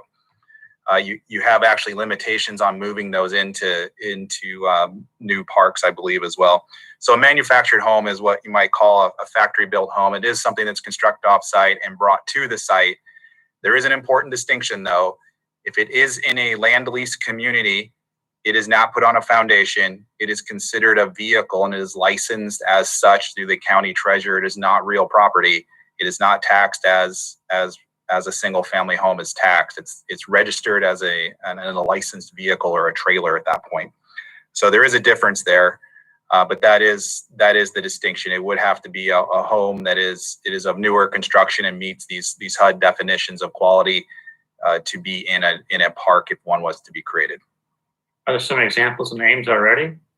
I think the most analogous situation would be the Four Seasons manufactured home park that's on South Dayton in Ames. It's the newest one that we have, and it's also owned and operated by Mr. Flummerfeld. So people have concerns or questions, they could go over there and just get an idea of what it might look like if that is the proposed use. And what I think we heard was that may not be what ends up being there. Is that correct? Yeah, I think that would give you a taste for what the communities generally are like that are a modern community. And again, we're not voting, council is not voting on what to do there. That is that's the discussion that's going forward. Correct. Thank you. All right. Everyone understand the motion? Are there any further comments before we vote? Or you vote? Those in favor of the motion, please say aye. Aye. Aye. Any opposed or abstaining? Motion carried unanimously. Thank you very much. Let's go ahead and take a short 5-minute recess, and we will be back at 8:15. Thank you.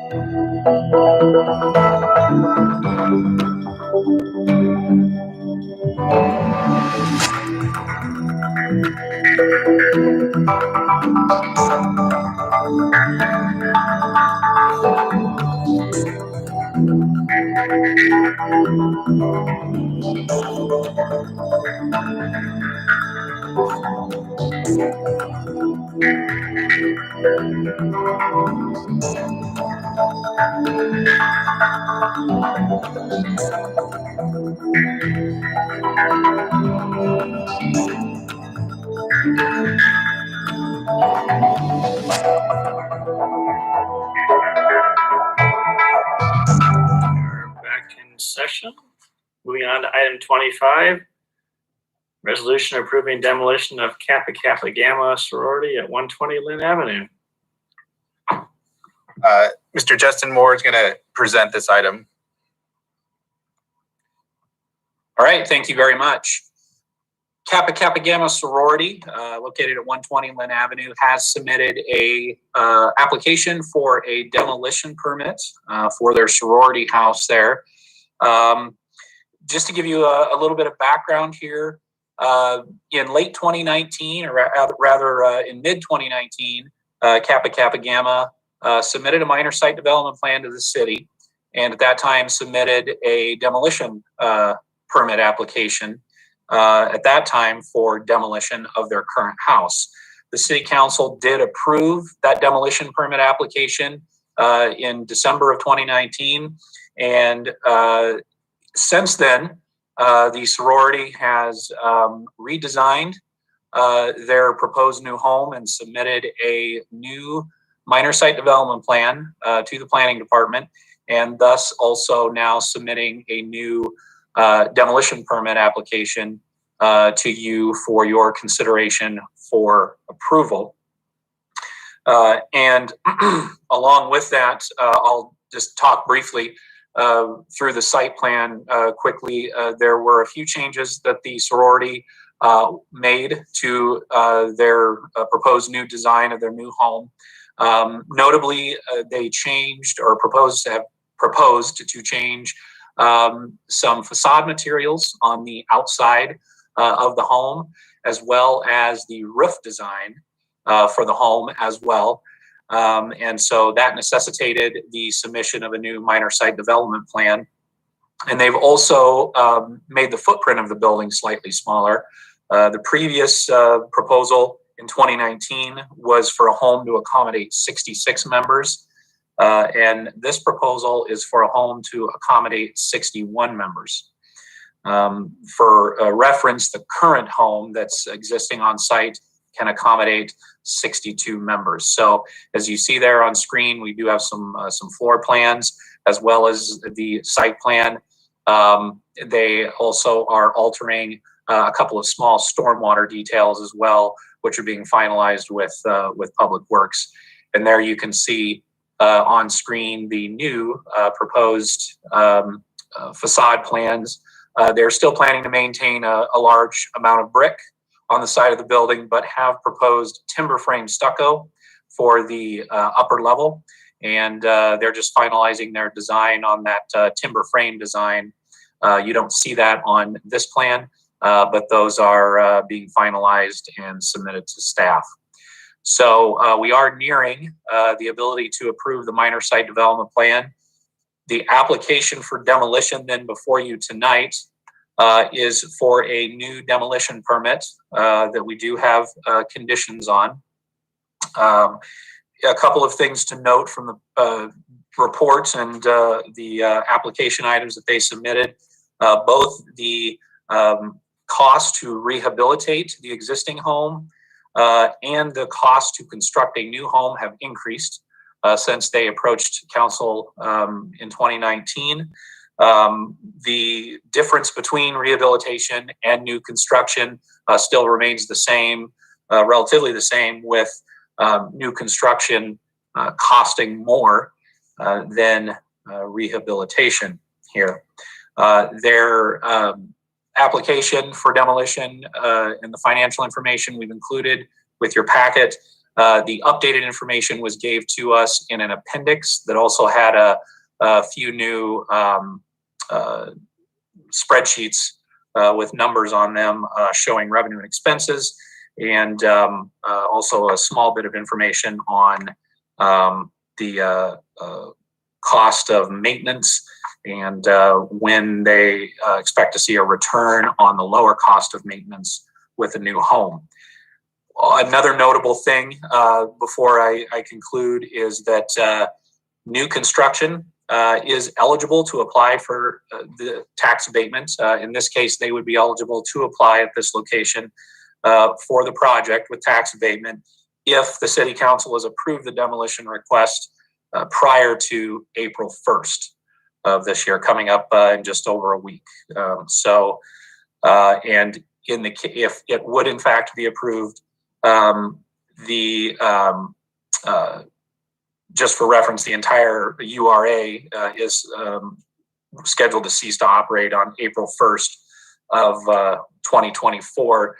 They must come back to you before that date to claim the tax abatement. So with that, we do have the 4 conditions there in alternative 1, along with the other alternatives, and I can answer any questions you might have at this time. Thank you, Justin. Council, questions?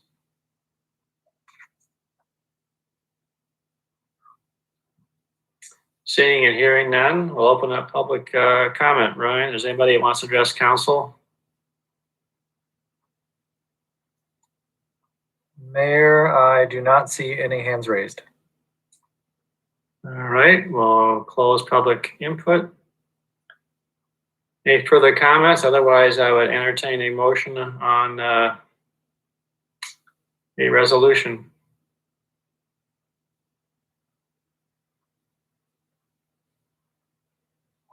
Is there a motion on resolution approving demolition of Kappa Gamma sorority at 120 Lynn Avenue with conditions as outlined in alternative number 1? So Move approval. Second. Moved by Garten, second by Corriere. Discussion? Roll call. Garten, Aye.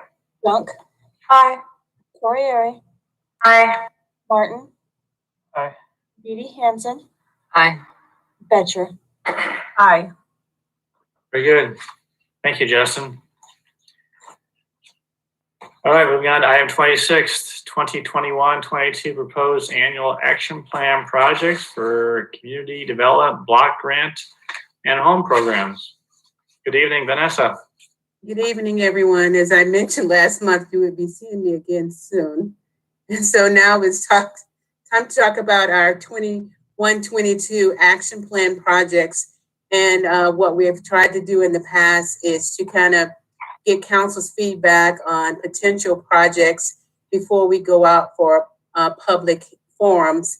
And then once we do public forums, we bring those comments back to council, and then council would direct us how to proceed from there.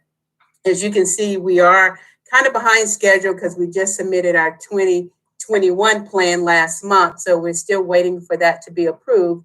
But we received notification from HUD at the end of the month that our 2021 allocation would be $590,470 in CDBG funds, which is about a 12,000 decrease over last year. And we'll also receive $350,543 in home funds, which is about $118,000 decrease from last year. But in that case, we have received, so we did get funded. And so that gives us permission to move forward with our action plan.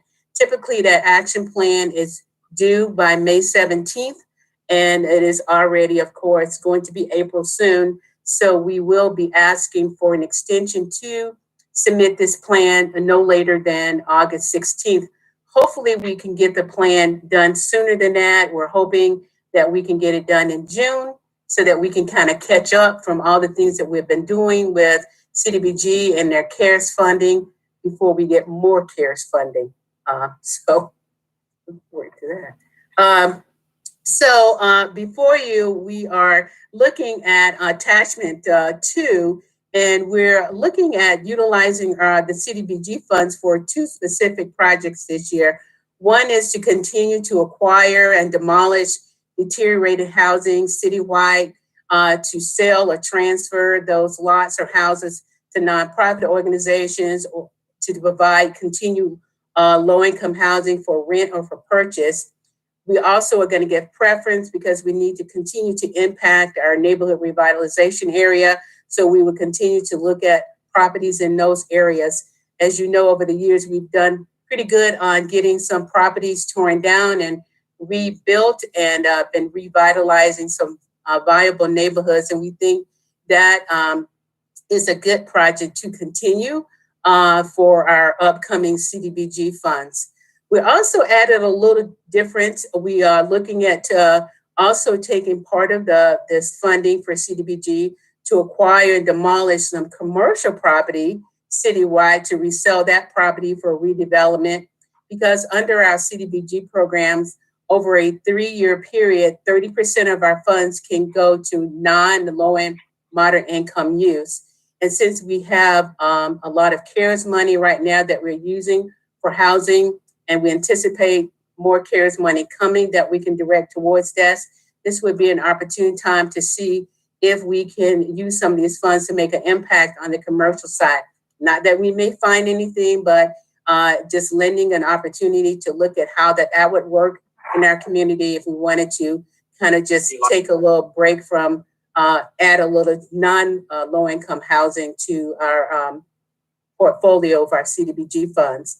And so as you look at our budget, we're proposing to take those funds for that particular program for both acquisition and demolition for housing and slum and blight, which would be the commercial use as well. And then we are anticipating that we may need some additional funds to continue to close out our Baker subdivision. This spring here, we're going to be starting on developing Latimer Lane and finish developing those lots on Latimer Lane. We also have started our round 3 of CARES spending, and we anticipate that we could be rolling over 200,000 of the 3 we just received this current year. And we're looking also to look at proposals for modular housing and some other building some housing on those lots on our Baker subdivision on Wilmouth Avenue using our home funds, and also using our home funds to help with down payment and closing cost assistance. And as we brought to you last month as well, we have set aside $350,000 for anticipating getting a low-end tax credit application to build some multifamily housing on the south end of the Baker subdivision. We did find out that IFA did extend the deadline for the application. Is normally was due as March, and I believe it's been extended to May. So we may not know in August, but that's something we just found out recently, that that application deadline was extended. And then the rest of the budget that just laid out in front of you would be what we would use for program administration. And so with that, I'll entertain any questions that you might have. Thank you. Questions for Vanessa? Vanessa, do we have any concerns about meeting our timeliness test with all these weird rolling deadlines and unknowns? That is always a concern of mine. And I have been working very diligently to make sure that we meet this year's timeliness test for sure. HUD is really, they say you have a grace, but they really don't give you a grace. So we're not going to take any chances this year because they've already extended the timeliness deadline from May till June 30th. But we're going to stick with our May 2nd deadline. And so we're really moving forward on the Baker subdivision and utilizing those funds to meet our timeliness test. Thank you. Okay, I'm not seeing anybody else indicating they want to ask any questions. And given the fact that there's a 30-day comment period that will be provided, we will not take any public input on this item. Council entertain a motion on resolution approving the proposed 2021-22 annual action plan projects and authorizing staff to prepare the action plan document for a 30-day comment period. Well, actually, let me comment. We would just do the public forums and then bring those comments to council. Then from there, we would write the plan and bring it back for public comment. So excuse me, so then let me, before we take any kind of motion, the agenda called out for a resolution approving proposed annual action plan. Is that incorrect then? Yeah, it's just proposing for your feedback, and then we'll get the feedback from the public during our public forums, bring those comments back to you. And if there's any changes from there, then we will proceed with writing the plan and then going out for public comment. I'm sorry for any confusion that this may have caused. Okay, so it'd be alternative 1 then in the council action form. Approve the proposed 2021 action program and proposed budget. Make sure you get the motion right, Vanessa. Okay. Is that correct? Yes, approve the proposed action plan, projects and budget for public forum comments. Okay. That's what I'm moving. All right, thank you, Gloria. Amber's second? Second. Second, all right. Discussion? Those in favor of the motion, please say aye. Aye. Aye. Any opposed or abstaining? Motion carried. Thank you. Thank you. All right, item 27, city access control systems. Council, is there any questions that you may have of Corey or staff regarding this particular topic? Corey's here. Hearing none, we'll open up public comment. Mayor, I do not see any hands raised. All right, close public comment. Any further questions or any questions, I should say? Hearing none, entertain a motion on resolution approving final plan specifications and awarding a contract to Commonwealth Electric Company of the Midwest, Des Moines, Iowa, in the amount of $644,276. So moved. Second. Sorry, Garten was moved. Who was second? I'm sorry. Amber, thank you. Any further discussion? Roll call. Junk. Aye. Corey. Aye. Martin. Aye. Edie Hansen. Aye. Betcher. Aye. Barton. Aye. Thank you. Item 28, resolution approving memorandum of understanding with Story County regarding city assessor's office payroll and benefit administration.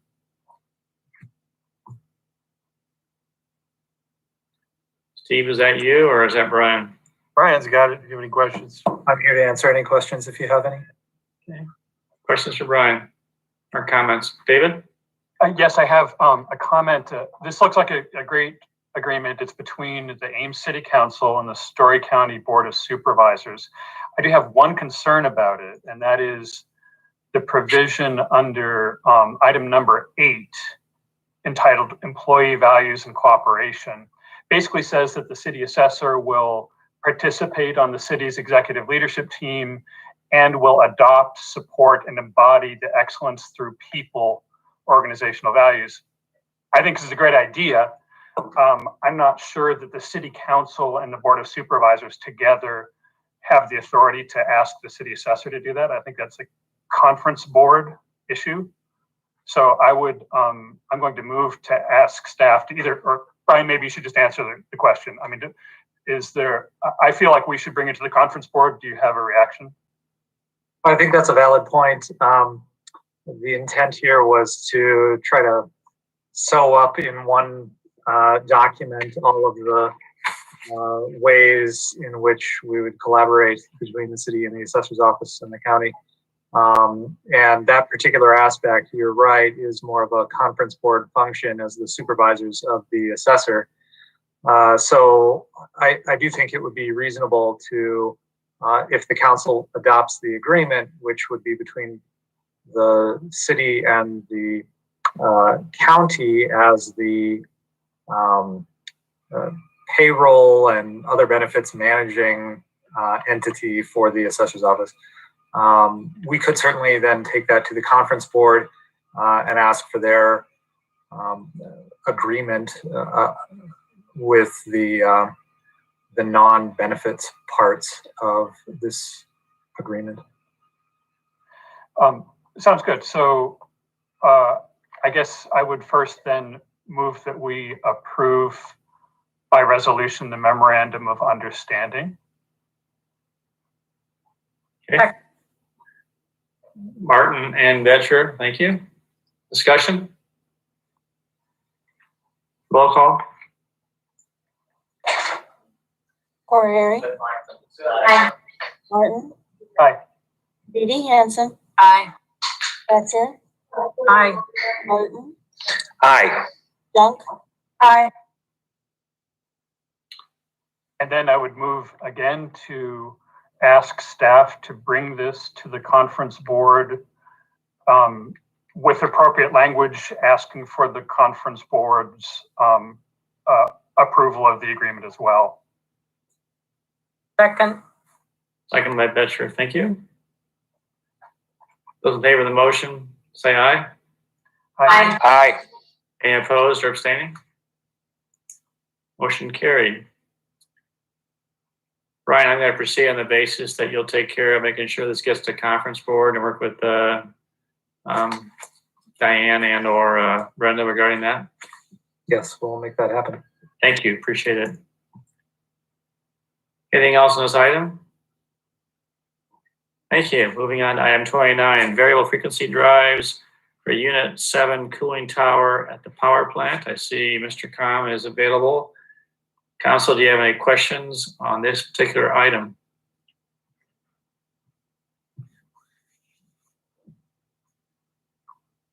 All right, we'll open up public input. Any comments, Brian, from the public on this one? Mayor, I don't see any hands raised. We'll close public comment. Mr. Com, anything that you wish to make comment on in addition to your council action form discussion? No, Mr. Mayor. These variable frequency drives will come in handy both for our very cold weather and very hot weather. They're going to be used on our cooling tower for Unit 7. Okay. All right. Entertain a motion on resolution waiving city purchasing policy regarding formal bidding procedures and accept quotes rather than formal bids. So moved. And Corey, thank you. Roll call. Martin, Aye. Beatty Hansen, Aye. Betcher, Aye. Burton, Aye. Junk, aye, Corriere. Aye.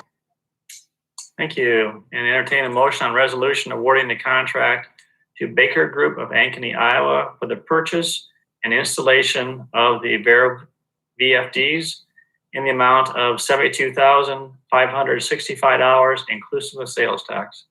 Someone? Martin? Second. Beatty Hansen, second. Thank you. Roll call. Beatty Hansen, Aye. Betcher, Aye. Burton, Aye. Junk, aye, Corriere, Aye.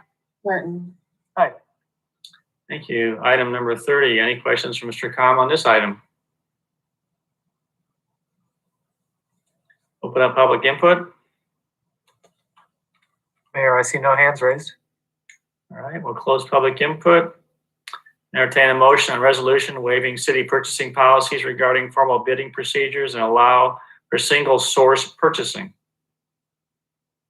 So moved. Second.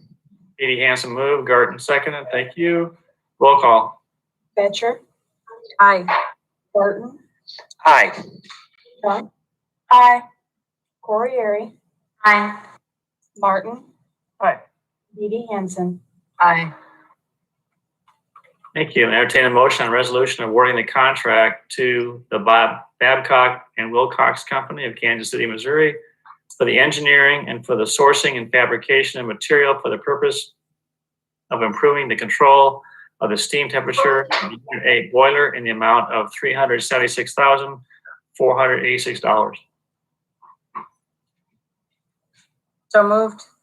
Second. And Betcher and Beatty Hansen, thank you. Roll call. Burton, Aye. Junk, aye, Corriere, Aye. Martin, Aye. Beatty Hansen, Aye. Betcher. Aye.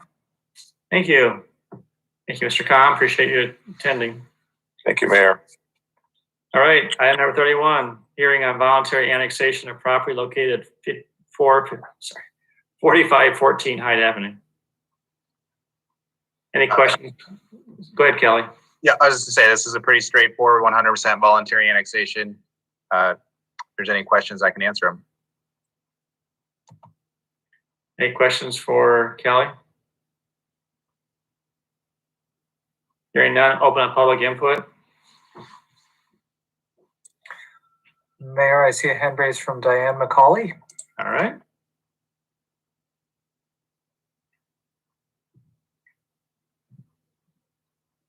If you please introduce yourself and also your address, and then you may proceed. Diane McCauley. I am the president of the Bloomington Courtyard Townhome Association directly south of the Hyde Avenue annexation. And I realize this is just the annexation, but I just wanted to express our concern as a townhome association adjoining this on this particular piece of property, both from a development standpoint and an ecological standpoint, because there is a large drainage ditch between our property and this property that goes to Ada Hayden. And so I'll look forward to the next stage of this process, and we will be keeping track of what's going on. Thank you. Thank you. Anybody else?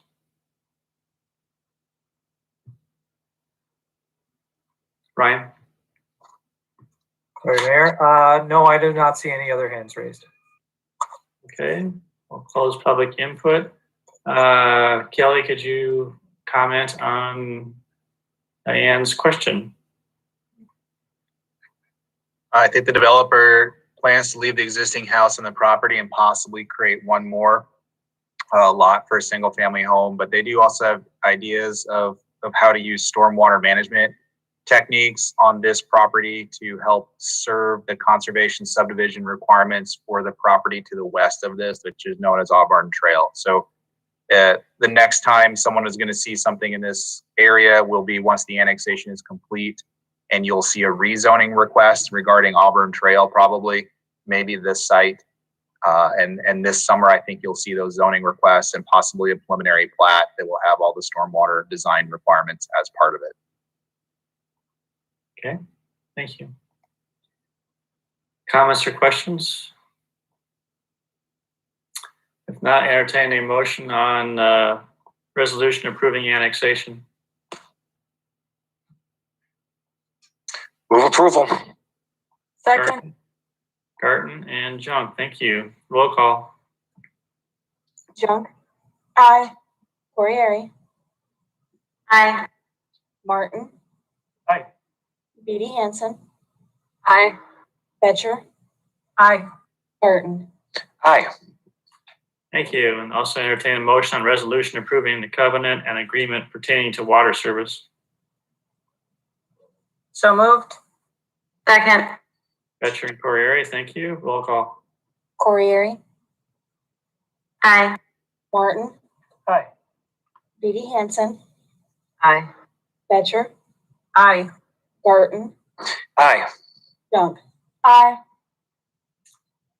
Thank you. Moving on to item 32, hearing on voluntary annexation of properties located at 23,959 580th Street, formerly Caramoli, 1/4 mile west of 580th Avenue, north of Highway 30, and 559.69 acres west of 580th Avenue and north of US Highway 30. Kelly? Julie Gould is here to present this item. Okay. Good evening again. So this annexation is a total of 115.19 acres. It is all voluntary. As you can see by the labels of the property owners on the map, when these applications originally came in, it was 3 owners of the 4 parcels, but the Bankers Trust piece in the southwest corner has recently been purchased by LDY. So there are now only 2 owners amongst the 4 parcels. We have received updated annexation plats applications with all the correct ownership information on it that we need. Because this is located within 2 miles of the city of Nevada, it will need to go to the City Development Board for approval. It's 100% voluntary. There are some property, residential, and a couple commercial properties along 580th. Staff did reach out to everybody that was not included in the annexation, just as a courtesy to see if they wanted to be included, and they all chose at this time not to participate. There is, again, as mentioned with the French Plan Amendment, there's a future Highway 30 interchange, new interchange planned for this area. There should not be, there's no new development plan. The old Caramoli site now owned by Larson Leasing is going to stay as is. There'll be no access changes. As far as utilities go, there's no city utilities that currently serve the site, and none are planned. There will be water extension along East Lincoln Way that will go out to bid in 2021, but there's no plans to extend that any further to the south. Staff wants to point out that this is a unique situation, that the city was proceeding with the annexation that has vacant land that is served by rural water and not covered by a water service territory buyout agreement. Since there is no plans for the LDY properties to develop at this time, we're going to allow it to move forward that way. Staff does not have a current agreement with the rural water entity, but we have plans to approach them about this. The property owners, LDY, is aware that the cost will be on the board by them to extend services if and when needed. When development is planned, they will have to apply for rezoning, subdivision, and all of the utility issues and buyouts and extensions will be worked out at that time. And with that, I can answer any questions that you may have. Questions for Julie?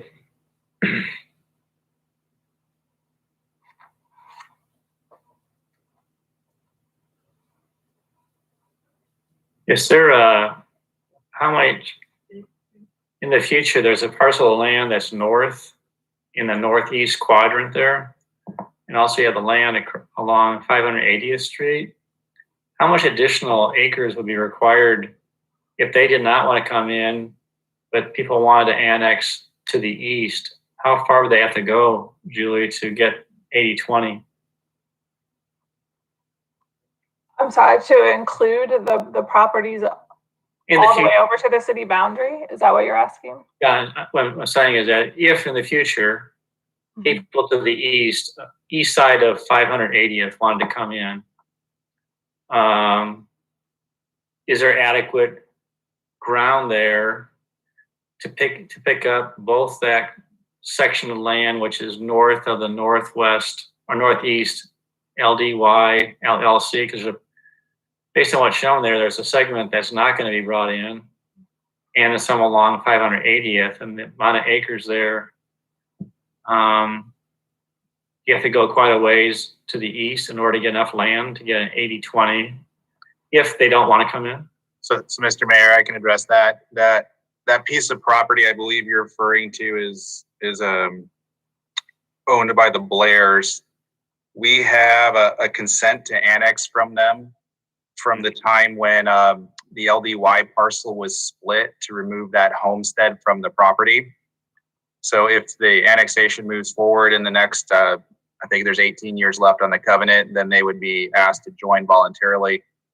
In any event, the quarter section, the 160 acres that you kind of see to the east here, it's all under the same family ownership right now. There's a couple of different Kingsbury names listed there, but they're all affiliated. So in any event, we believe there's over at least 80 acres, if not 160 acres, that could be used to 80/20 the property. But at the same time, we do have a consent to annex for voluntary annexation when we ask for it. Thank you. That was the missing piece. So then all you have left is just on the property along 580th, which is a lot smaller in size. Correct. Thank you. Okay, I'll declare the public hearing on the voluntary annexation of these properties to be open. Brian, is there anyone that wants to address council on this item? Mayor, I don't see anyone with their hand raised. All right, well, I'll declare the public hearing to be closed. Entertain a motion on resolution approving annexation. So moved. Betcher, you? Second. Garten, seconded. Thank you. Roll call. Martin. Aye. Beatty Hansen. Aye. Betcher. Aye. Garten. Aye. Junk. Aye. Guerrieri. Aye. Thank you. Item 33, hearing on proposal to adopt by reference the 2020 edition of the National Electric Code. Council, do you have any questions for staff on this item? I do. So whenever we go through a process of adopting any new building standard like this, I'm always going to be curious about the outreach and the response we receive. This has oftentimes very significant implications. So like to hear how things went with the outreach and what feedback we received. I think Rich can answer the extensive effort that was made to notify the affected professionals. Yeah, absolutely. Good evening, Mayor and City Council. I also have our building official, Sarah Van Meter, on, and our assistant building official, Adam Oster, on too, to help answer any questions. We did do 4 different outreach events. First, back on January 18th, we emailed all the home builders associations, as well as any contractor in Ames who had pulled an electrical permit within the last year, to notify them of our intent to go to the Building Board of Appeals to present the 2020 electrical code. So that was outreach number 1. We invited them to that meeting. Unfortunately, we did not have anybody come to speak in regards in favor or against the adoption of the code process at the February 1st Building Board of Appeals meeting. Then we did a follow-up email back on March 2nd to the contractors, making them aware of the April 1st effective date for the state's adoption of the 2020 National Electrical Code. And then on March 10th, we also sent them an email letting them know that we are going to go before City Council to present the code to City Council to start the hearing process. And then a 4th and final presentation was done by Adam Oster at an Ames at the Ames Home Builders Association, to let them know that we'd be going before City Council for the hearings as well. So we had 4 different outreach opportunities, and really value our customer feedback on adopting the code. They're the ones that have to work with it, and we just have not heard any feedback from them on the code in favor or against.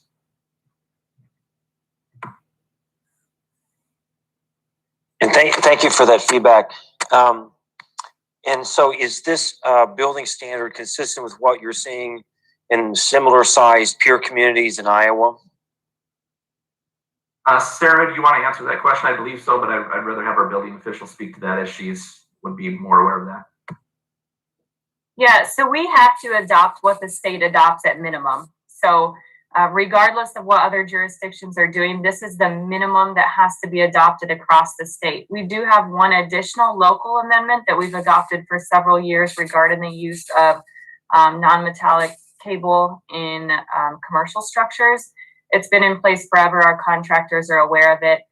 This year, there were several additional changes at the state level, but the contractors are aware of that because of their licensing and certification requirements through the state. So in fact, the one comment that we received was that they had started implementing this earlier because they thought it was already in place, and were confused by the amount of outreach we did and thought it was done. So it sounds like they're prepared for it. The state did, some of the changes are quite significant, and so the state kind of put a sunset date on it and gave them an additional 6 months or so to comply. Great, thank you very much. I thought the staff report was also very thorough. Thank you. Other questions? All right, declare the public hearing on the proposal to adopt by reference the 2020 edition of the National Electric Code to be open. Ryan, is there anyone present that wants to address council on this item? I do not see anyone who has indicated interest. Okay. We'll close public hearing. Any further questions or comments? Seeing none, I declare a motion, or entertain a motion on first passage of ordinance adopting by reference the 2020 edition of the National Electric Code with 2 state of Iowa amendments and 1 local Iowa amendment.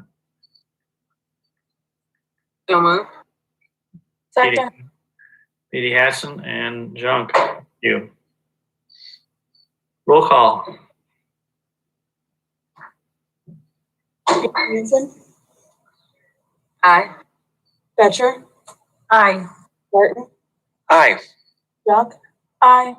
Corriere. Aye. Martin. Thank you. Part of the staff report indicated that you're going to be asking for suspending the rules at the April 13th meeting. Is there any issue with, because it's getting retroactive to April 1st, any issues with, or any plans coming in that might be approved in that interim that could cause an issue? Not really. So everyone, the state law is still in effect April 1st. So they still have to comply with that. We're just not able to enforce it. So theoretically, any plans that come in should be in compliance with the new code. This year, we've actually done a pretty good job staying on track. We kind of knew what the state was going to do. In years past, we've been behind about 6 months. So this is really a really good timetable for something that they finally decided at the end of February. Okay, so we'll take that as being you're comfortable waiting until the 13th to move on second and potentially on third. All right, very good. Thank you very much for coming. Moving on to item 34, a hearing on 2021 Collector Street pavement improvements, East 20th Street. Any questions for staff on this particular item?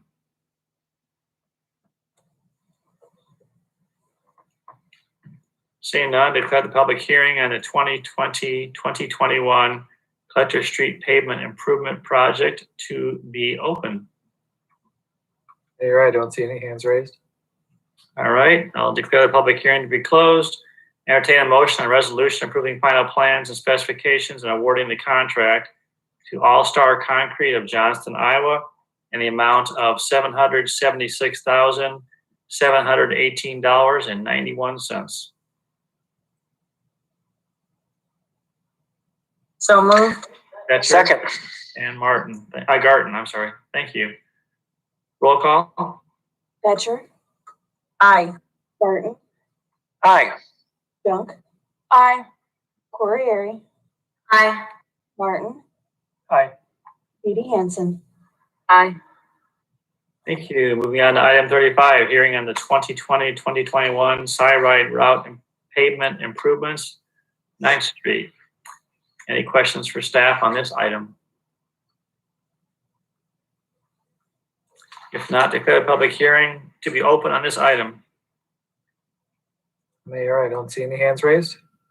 All right, declare the public hearing to be closed. Entertain a motion on resolution approving final plan specifications and awarding the contract to All Star Concrete of Johnston, Iowa. Amount of $672,550.34. So moved. Second. I'm sorry, I got distracted by another. Who's the moved? Is Martin? Garten, you seconded? Yes. And Brown, when you move, thank you. All right, roll call. Garten. Aye. Junk. Aye. Corriere. Aye. Martin. Aye. Edie Hansen. Aye. Betcher. Aye. Okay, item 36. Presentation FY 2021-22 water rates.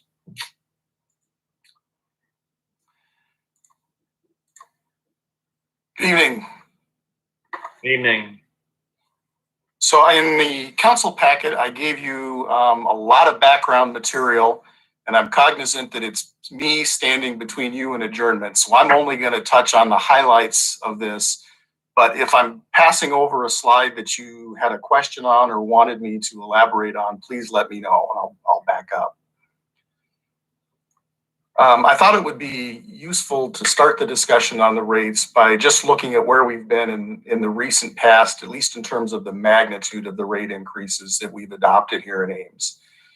And so over the last 5 fiscal years, this table shows you the percentage rates that we have adjusted each year. And you can see in some years we've done no rate increases. There was one year in the water rates where we did a 7% increase. But on average over those 5 years, we have averaged 2.5% on drinking water and 1.6% per year on sewer rates. So to help put that in context, here is some data from an American Water Works survey. It's not exactly the same years. AWWA doesn't do their survey annually, but this is a close comparison. And you can see that nationally, water rates have been climbing at almost twice the rate that ours in Ames have been climbing. And sewer rates nationally about 2.5 times the rate that ours here in Ames have adjusted. If we pull in and look a little closer to home, this is survey data that we do annually. And we're looking at communities with similar treatment to ours and with a population of 10,000 and greater. So this is as close to our peer group as we can really get. And you can see that the average water and sewer increases in Iowa over the last 5 years have actually been even a little bit higher than what the national average has been. If we look not in terms of the percent increases, but the actual rates and how we compare, this is a graph that looks back over actually the last 21 years of our Iowa surveys that we have done. And each of those stacked columns of black dots show you what a utility was charging a customer for using 600 cubic feet of water in that year. And so you can kind of see over time how that envelope of rates has adjusted. But there's 2 data points that I've pulled out to highlight. One is the red dashed line with the circle markers. That's the statewide median. So that's the rate that half of the utilities are charging more than and half of the utilities are charging less than. And then the other data point that I've highlighted there in green with the solid line, those are our rates here in Ames. And so you can see 20 years ago, we were just a little above the statewide median. And over that 20 years, our rates have not adjusted as high as the statewide median has. And you can see now we sit in about the bottom quartile of water rates from our peers around the state. Now, I never want to try to argue for rate adjustments based on what somebody else is doing. We really need to base it on what our needs here are locally, but I think it's helpful to at least have that perspective of what's happening in the world around us. And so the way that we go about trying to quantify what's needed is to run a spreadsheet model that estimates what the ending balance in the water and also in the sewer funds, what that's going to be by fiscal year. And what this graph shows, you can see these kind of maroon colored bars here. These are showing what the ending balance in the water fund was by fiscal year. And then you can kind of see these open yellow boxes down below. That's our target for an operating reserve. And we're slowly growing that operating reserve over a period of 15 years. We're trying to move from a 10% reserve to a 25% reserve just by increasing the magnitude of that reserve by 1% per year. And then there's also a text note on there that shows what the rate increases that were adopted in each of those years. And what I do with this model is I've got the operating expenses for the last several years, and they're broken down into some individual pots. And I've got the trend of how each of those expenses have been adjusting over the last 6 years or so. And so I can project that percentage rate going forward to get an estimate of our operating expenses. And then for the capital expenses, we have the 5-year CIP that you've already seen, but we also try to project ahead actually out 10 years of our capital projects, so that when we are trying to put together our estimated total expenses by fiscal year, we've got at least our best guess right now of what those expenses are going to be. And so when we plug those into the rate model with no rate increases included in this first run at least, you can see that in year 4, we'd still have a positive balance, but we won't be able to meet the operating reserve target.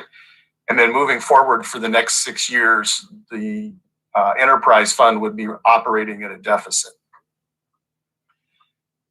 And so once the model is put together like that, then we go in and we just start manually putting in a pattern of rate increases that does a couple things. First, it would fill those open yellow boxes throughout the entire 10 years.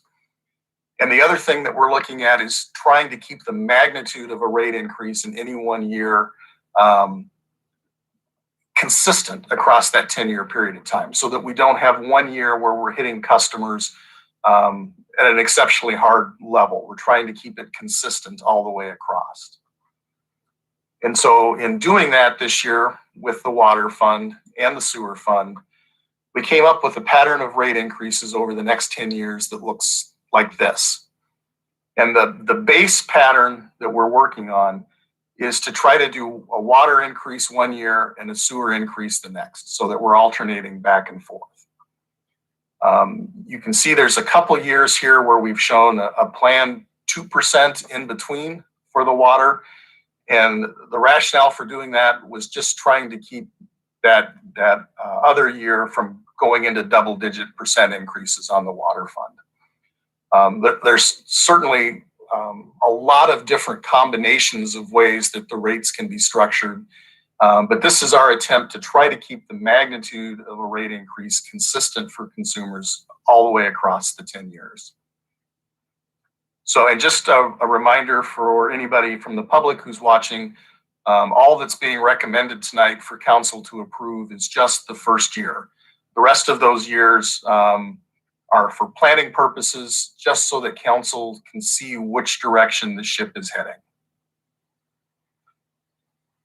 And so if I take that pattern of rate increases for the water fund and we plug that back into that spreadsheet model, this is what the projected pattern of fund balances at the end of the fiscal years across all 10 years would look like.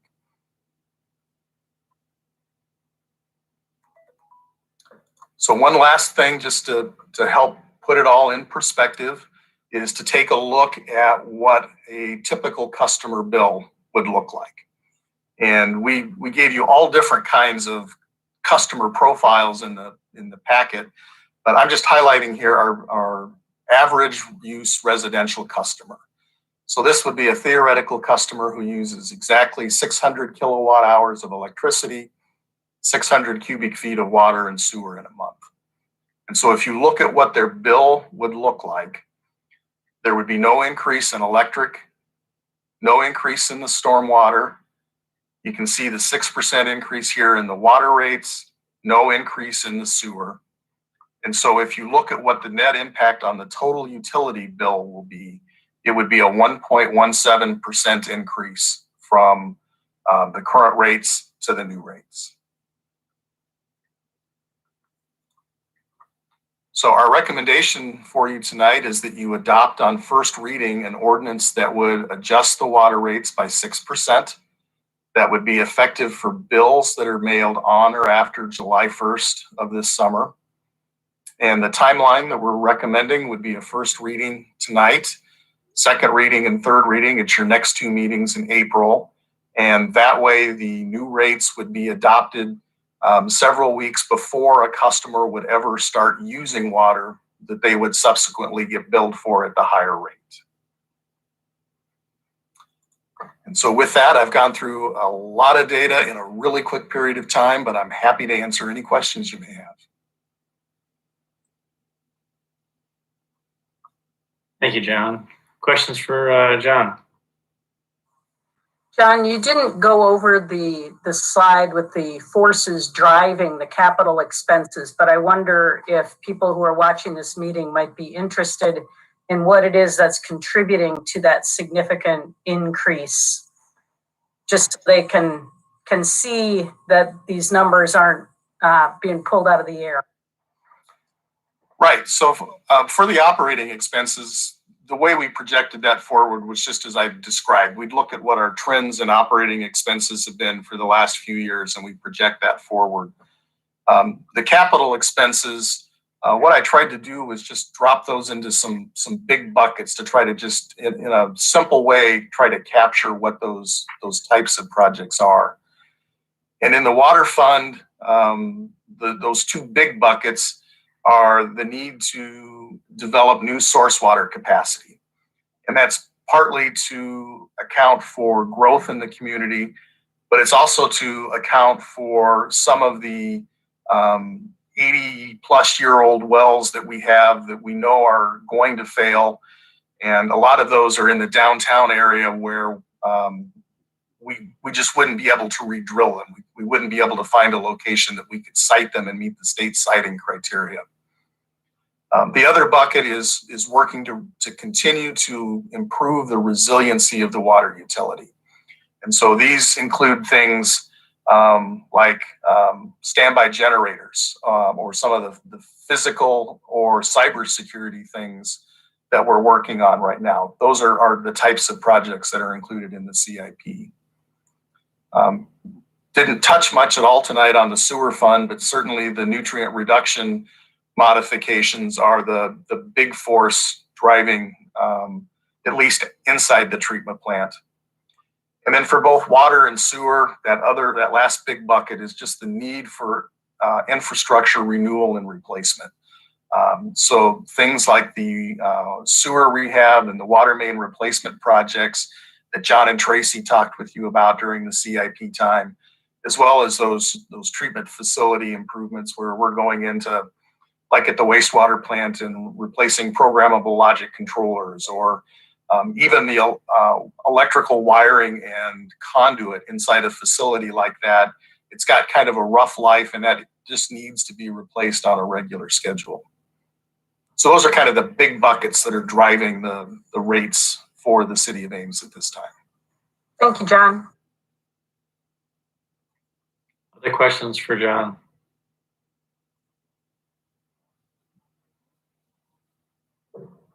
All right, I declare the public hearing. Well, I'm sorry. We'll open up public comment prior to entertaining a motion on passage of ordinance to increase water rates by 6%. Brian, is there anybody that wants to address council tonight on this topic? Mayor, I don't see anyone with their hand raised. Okay, and we'll close public input. Any further council questions or comments for John tonight? Yes, just one, John. I know I speak for council. You know, people's opportunity to afford to live in Ames, there are a number of different factors, and keeping these expenses predictable, fairly even, makes a world of difference in the long-term viability of our community. So we appreciate the thoughtfulness that went into this plan tonight. I appreciate you sharing that. Thank you. All right, entertain a motion on first passage of ordinance to increase water rates by 6% effective July 1, 2021. Move on first. Okay. Corey and John, thank you. Roll call. Junk. Aye. Corriere. Aye. Martin. Aye. Edie Hansen. Aye. Betcher. Aye. Burton. Aye. Thank you. Thank you, John. All right. Item 37, entertain a motion on third passage and adoption of ordinance number 4432, requiring secondhand dealers to obtain a permit to conduct business within the city of Ames. Move on third. Corey and B.D. Hanson, thank you. Roll call. Corriere. Aye. Martin. Aye. Edie Hansen. Aye. Betcher.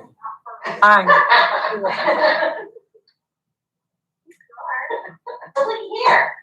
Right, item 38. Entertain a motion on third passage and adoption of ordinance number 4433, reducing the number of vehicle parking spaces required for apartment use in the downtown service center zoning district. Move adoption. Martin? Second. Got Brown? Amber, thank you. Roll call. Martin. Aye. Edie Hansen. Aye. Betcher. Aye. Burton. Aye. Junk, Aye. Corey, Aye. Thank you. And item 39, entertain a motion on third passage and adoption of ordinance number 4434, rezoning 2801 and 2803 West Street from residential high density to neighborhood commercial with University West impact overlay. Move on third. Second. Betcher, and is that you, Rachel? Rachel? Roll call. Beatty Hansen, Aye. Betcher, Aye. Barton, Aye. Junk, Aye. Corey, Aye. Martin. Okay, we have two items on disposition of communications to council this evening.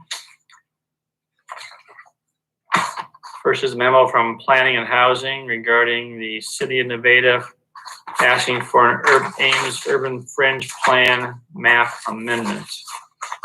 I believe staff recommendation is to place this on a future agenda. Is that correct, Steve? Yeah, I don't think we want to, I think we want to expedite this as much as possible and not ask for a memo and then come back at a later date for the council. We should just get on the council agenda, explain this. It's a little unusual.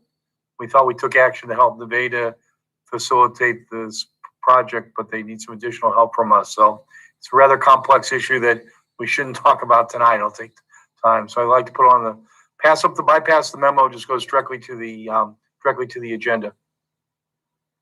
Next agenda, excuse me, for direction. Move that we place this item on the next agenda. Second. Thank you. Those in favor of the motion, please say aye. Aye. Any opposed? Motion carried. Next item, memo from Damien on the Stang Road speed study. You have that before you, no action. I mean, you can look at his recommendation. He's not recommending major changes other than increased enforcement of the area. If you don't agree with his findings, we could put it on a future agenda to present all the data here. It's pretty extensive and thorough in his analysis, but I'll leave it up to you how you want to handle it. Is there anyone who's interested in placing on a future agenda? Otherwise, as the memo indicated, they're going to go ahead and proceed with monitoring speed and speed enforcement on Stang Road for the time being. Right.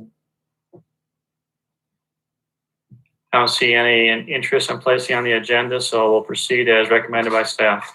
Okay, thank you. All right, council comments. Gloria. Steve and I received an email, and I just realized council did not receive it, from our community and regional planning partners. Professor Alenka Poplin has emailed us to ask if it's possible to use the remaining, some of the remaining money from our contract with them to help pay for students to attend an international conference where they present their results from their study.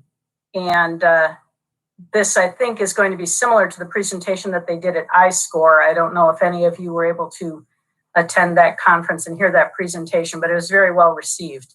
Steve recommended that I request that we put this on the next agenda so that council could decide whether that's a useful allocation of the remaining funds. We did not expend most of the money that we had allocated because of COVID. So there's still a fair amount. I don't know if Steve has anything to add to that. Yeah, I think I'll show you. I think we have enough money to cover it. It's just that it wasn't part of the original scope. So I think I need your approval if you want us to direct it towards that. So I would like to move that we put the request from the community and regional planning partners on the next agenda. Second. Moved and seconded. Any questions?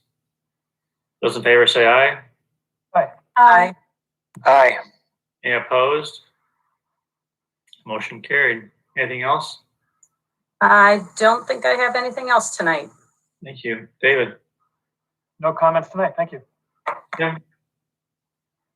A quick word of acknowledgement that our Ames High boys basketball team had a great season and went to the state tournament. And Congratulations on a good season. That's all I have tonight.